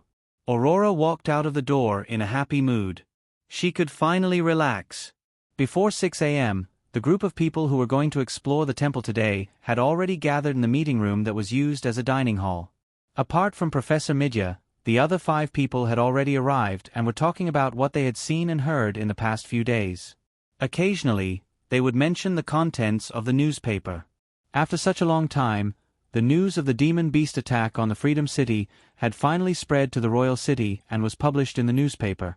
Under the Duke's arrangement, this matter was turned into a major event where the military and the people of the city worked together to fight against the demon remnants. The one who was pushed to be the scapegoat was the Lich Ian Tuttle. This was a great villain that had been written into the legends a long time ago. It had a charm that made people believe in its evil deeds as soon as they heard its name. In short, even the people of the Freedom City quickly believed that the demon beast attack this time was planned by the old Lich, and that the tower demon Atta, who was killed in public 2 days ago, was the old Lich's #1 subordinate. Of course, they gave Tower Demon Atta a new name with a lot of words. As for the people of the Shang Malian Academy, they did not appear in the newspaper. This was proposed by Professor Shi Erfu. The main reason was naturally because the existence of #1 and #2 were top secrets that could not be leaked. Today, more than 10 years after the end of the war, the Freedom City's huge victory was undoubtedly something that the people of the royal city were happy to see. Harboring a sense of disgust towards the demons, some of the people who had previously disliked the City of Freedom because it was the home of hybrids couldn't help but change their attitude towards it. In addition, this victory could also be said to be a demonstration of the Freedom City's strength. War was originally a way to show one's strength. After this victory, those who had coveted the Freedom City would more or less restrain themselves. Adventurers who were already interested in the Freedom Capital would also be attracted to the city, which would increase the population of the Freedom Capital and allow the city to develop faster and better. However, under the surface of enjoying all the benefits, the Freedom City was also silently licking its wounds. The losses this time were actually very big. However, some people died, and some people lived. The living would not stop because of the dead. The road ahead was always to be walked. Let's talk about the temple. Li hurriedly interrupted the discussion of those topics, her eyes wide open. Although this exploration of the temple was organized by Dake, the person who was most excited wasn't him. Professor Li was jumping up and down in excitement after hearing about the plan for this operation. She couldn't remember how long it had been since she had gone on an expedition to an unknown place with a few friends like this. The Academy's underground city always made her feel unenthusiastic. She still missed the days when she was a fledgling, running around randomly with Ka Zaire and the others. At this moment, on the first day of the new year, she finally found some of the feelings of the past. Yes, it would be even better if those 2 maids weren't here. It wasn't that Lily didn't like Olga and Engra, but that they didn't have the aura of adventure on them at all. However, nothing could be forced to be perfect, so she could only make do. Aurora revealed a faint smile and said, "Actually, I don't know much about the temple. When we first found it, it was just a coincidence. At that time, we didn't think that there would be such a temple buried under the city. At the very beginning, we found some aura leaking out when we were working on the city's underground pipes. Well, how do I put it? Warm or cold wind would blow out from some of the cracks. During the day, it would be warm wind, but at night, it would turn into cold wind.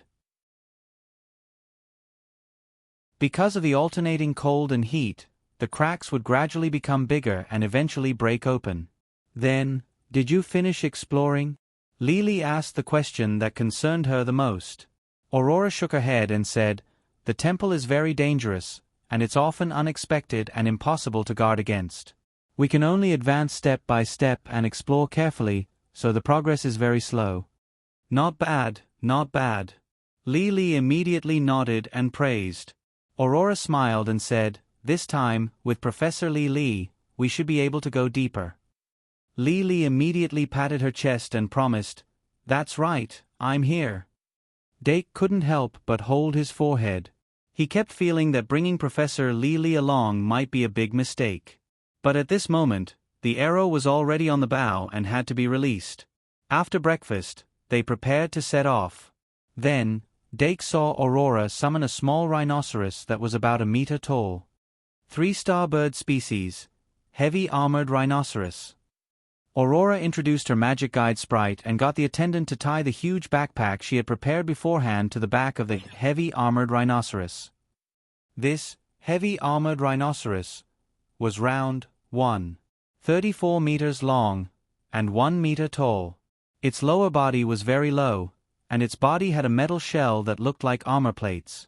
It was a steel-type and ground-type magic guide sprite. From the looks of it, the heavy armored rhinoceros should belong to the defense specialization type.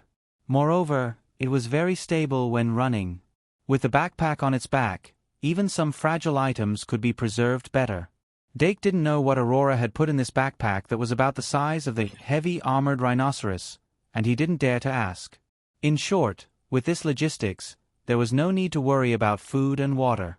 What was slightly surprising was that the entrance of the temple was very close to the city lord's mansion. Although the first traces of the underground pipeline were found relatively far away, after excavating the temple in the end, they found that it was located near the city lord's mansion. In order to hide it from others and to not let the temple harm ordinary people, they planted a large number of trees above the temple and built a forest. Then, they planted flowers and plants on the periphery of the forest and surrounded it with walls, making it look like the back garden of the city lord's mansion. The entrance of the temple was guarded all year round, and the entry and exit checks were very strict. Of course, those procedures were naturally meaningless in front of the little city lord. Dake and the others followed behind Aurora and passed through the entrance checks very smoothly, entering the underground. It was just that there were 2 guards in armor who insisted on accompanying them. Aurora considered that she really needed someone to pick up firewood and so on, so she simply brought them along. If someone saw the configuration of this group of people, they would definitely ridicule. 2 guards, 2 maids. Oh, and 2 pet birds. What kind of young master was this? From the ground entrance to the temple, there was a winding road. Because it was a man-made road, it was not difficult to walk. Moreover, at every distance, there were special plants that could emit light, and there were spare lampposts next to the plants that could be lit with fire. But in fact, because of the existence of the temple, the underground passage had always been relatively bright during the day. The road from here to the temple is relatively safe, but we can't be completely relaxed. There are always unimaginable threats hidden under the ground. We even encountered a 2-meter-tall single-horned mole once, and it directly drilled the passage down. The one who was talking was Tom, who was among the guards. This guy was a blue cat hybrid. The pair of cat eyes hidden behind the mask of his helmet often emitted a dim light. He had a naturally sharp perception and could detect danger in advance. He was an expert in breaking traps. The other short guard was Jerry, who was said to be a Ratman hybrid. He had a magical ability to dig holes, and was proficient in sneaking and unlocking. These 2 guards were obviously not chosen at random. After spending a few minutes with them, Dake had some understanding of them. Tom was very talkative, to the point of being a chatterbox. Jerry was more silent, but occasionally he would say something that hit the nail on the head. With these 2 buffoons, the atmosphere of the team became more lively, and they were less like a professional exploration team. Of course, no one would care about this. Dake walked side by side with Aurora, and occasionally he would interrupt a few times. Li had abandoned her toy bird, and was walking on the ground and walls. From time to time, she would stick her head out from the corner of the wall, scaring people. She was never tired of it.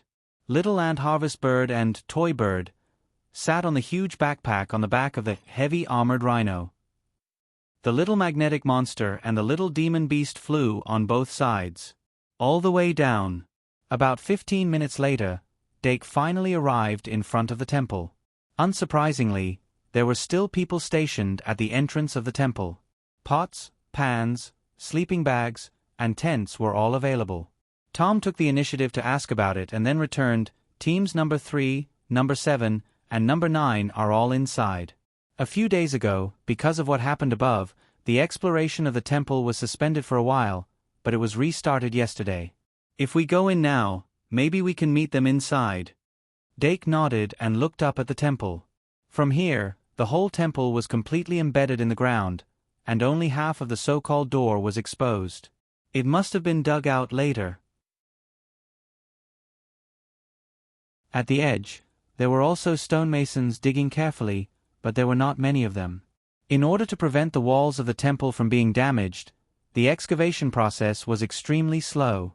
But from the exposed part, they could already see some mysterious pictures and magic arrays. As things related to God, those pictures and magic arrays might be unimaginable treasures. But standing outside the temple, they couldn't feel the aura of divinity. Dake thought for a while and didn't stay outside. According to his original habit, he should copy all the pictures and magic arrays on the door without touching anything. But now, all he did was summon the magician secretary, and let it scan the letter quickly. What's the difference? Of course, it's the difference in efficiency. Dake closed the magician secretary that had finished scanning and led the way to the entrance of the temple.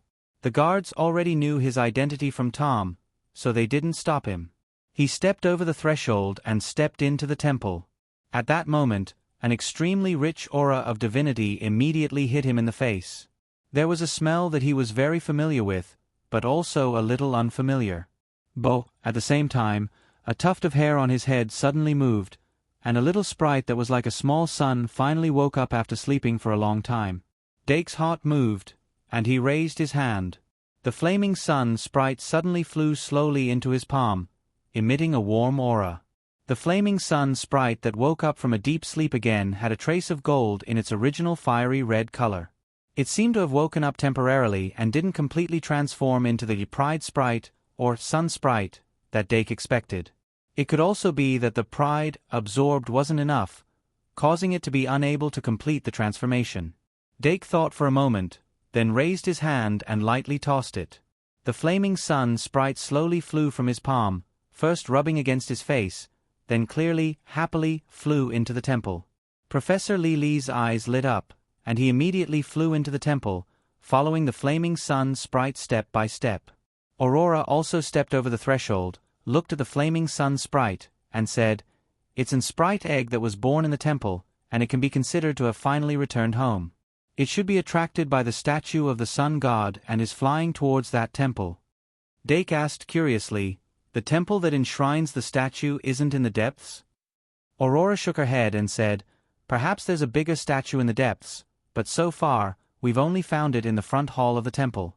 The entire temple is very large, and from what we've explored so far, it's roughly equivalent to half of the inner city." Dake recalled the size of the inner city of the Freedom Capital and nodded in agreement. Then it was really big.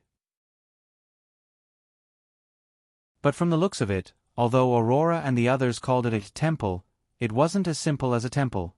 Thinking about it carefully, City Lord Montefiore obviously had an ulterior motive for giving the flaming sun sprite egg unearthed from the temple as a birthday gift. She knew that she definitely couldn't swallow such a large treasure, so she took the initiative to leak the news to the Duke's mansion. Doc had a slight understanding of the situation and continued to move forward. Unfortunately, after the Demon King execution ceremony, the Duke's mansion had been busy planning for the underworld fire and neglected this temple. Perhaps after this exploration, he should remind them. Otherwise, according to the Freedom Capital's cautious mining speed, they probably wouldn't be able to extract anything even after 10 years. With that thought, Dake opened the magician's secretary and scanned it randomly. The architecture of the temple wasn't complicated. Whether it was the decorations on the walls or the furnishings placed in the corners, they were all divided according to the format of the sun god on the left and the moon god on the right. After walking for a while, he soon saw the temple that Aurora mentioned. There were 2 stone pillars at the entrance of the temple, and 2 mythological beasts were squatting on top of the pillars. It was still the same layout. The mythological beast on the left was a lion with a fiery mane. The mythological beast on the right was a female wolf with a horn of ice. Of course, The female wolf was Dake's own guess. Although lions and wolves weren't a pair, Dake had such a feeling. He stopped at the entrance and carefully felt the divine aura emanating from the temple. It was daytime now, and the aura of the sun god was obviously stronger, but after arriving here, he could also feel some cold aura of the moon god. The temple's door was tightly closed, and the flaming sun sprite stuck to the crack of the door, obviously wanting to drill in. After discovering that it couldn't drill in, it turned around and let out an aggrieved cry at Dake. Dake couldn't help but smile and ask, "There should be a special way to open the door, right?" Aurora nodded and said, "During the day, you need to inject the power of a fire elemental sprite into the fire lion statue. At night, you need to inject the power of an ice elemental sprite into the ice wolf statue." After saying that, she summoned her flaming sun sprite and had it fly towards the fire lion statue. The flaming sun sprite was a kind of fire elemental sprite after all. The reason why they were able to find a way to open the temple's door was because City Lord Montearfali was a fire elemental sprite. Aurora's flaming sun sprite quickly flew in front of the fire lion statue, and then drilled in with great familiarity. The fire lion statue's skin gradually turned red, and its fluffy mane actually became like real flames. Its eyes then slowly opened. At the same time, the temple's left door also began to move to the left side. Gee! Dake's flaming sun sprite hurriedly drilled in as soon as a crack appeared in the door. Lily floated in the air and glanced at it, but didn't rashly enter. When the door on the left was completely opened, she rolled her eyes and flew in cautiously. Dake paused for a moment, then quickly followed and entered the temple. The divine aura in the temple was even richer. However, the entire temple was only the same size, and one could see the bottom at a glance. There were only 2 stone pillars in the temple. The one on the left had carvings of all kinds of fire attribute exotic beasts, and the one on the right had carvings of all kinds of ice attribute exotic beasts. Above their heads, one could see a scorching sun and an ice moon drawn on the ceiling. At the end of the temple, there was a stone platform that was 4 meters long and 2 meters wide. On the stone platform, the sun god and the moon god of this temple were squatting down. Naturally, they were both in beast form. The sun god and moon god's appearance was similar to the stone statues at the door. One had a lion as its main body, while the other had a wolf as its main body. However, the sun god had dragon claws, dragon scales, and dragon wings on the basis of a lion's appearance. The tail behind his buttocks was also like a snake's tail. The moon god's appearance was based on a wolf's appearance. It had 3 horns, 1 long and 2 short, but there were no wings or scales on its back. Its tail was also an ordinary wolf's tail, but its neck was very slender, making it look very gentle and beautiful. The 2 statues were the same, carved from jade. However, one was made of red jade, while the other was made of white jade. Around the claws of the 2 statues, red and white dots of light were scattered. Those were fairy eggs that were glowing. On the bodies of the statues, flaming sun sprites and ice moon sprites were clinging onto them, but they were basically sleeping. Dake's flaming sun sprite was mixed in with them. If it weren't for the inseparable connection between the 2 sides, it would be really difficult to distinguish. The divine aura is even richer. Dake let go of the magician's secretary, and let it scan on its own, then walked toward the statue. The divine aura emitted by the sun god statue was already comparable to that of the moon god statue he found in the secret passage. He had almost no doubt that he could extract a large amount of sun god's pride from this statue. It was a pity that this temple had an owner, so he couldn't extract it for no reason. Moreover, once he extracted all the divine power from the sun god statue, this underground temple would probably collapse like the moon god's temple. Of course, he wouldn't do such an act of draining the pond to catch all the fish. Some of the fairy eggs on the statue have always been there, and some will put in by us later, Aurora said. That's right. Ordinary ice fire sprites or ice fire fairy eggs can transform into flaming sun sprites or ice moon sprites after absorbing the power emitted by these 2 statues. Among them, the possibility of fairy eggs is higher. In other words, these 2 statues could continuously produce flaming sun sprites and ice moon sprites. With this opportunity to transform, They could also attract more ice fire sprites and provide others with the opportunity to become fairy envoys. This kind of hidden profession opportunity would certainly bring unimaginable wealth to the Freedom Capital. Just this alone was enough to show the great value of this temple. Hey!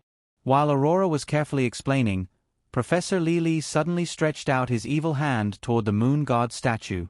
To be exact, he stretched out his evil hand toward the ice moon sprite eggs under the moon god statue. Her eyes lit up as she looked at the fairy eggs around the wolf's claws. She couldn't wait to choose one to sign a contract with. It wasn't easy to sign a contract with an elemental fairy, but if it was a fairy egg, as long as she could find a treasure that she couldn't ask for, she could actually coax it into her hands. Although she didn't have a treasure of that level, she knew that Dake had a lot of them in his hands. Therefore, as long as she obtained a fairy egg, she could easily become a fairy envoys. Then, she could take some wool from Dake and cultivate the ice moon sprites into moon sprites. At that time, she would become a moon fairy envoys that only existed in legends. Perhaps even Sarah Shi Erfu would be envious. Pooh! The aura of divinity suddenly fluctuated, and a burst of divine power suddenly emerged from the sun god statue's body.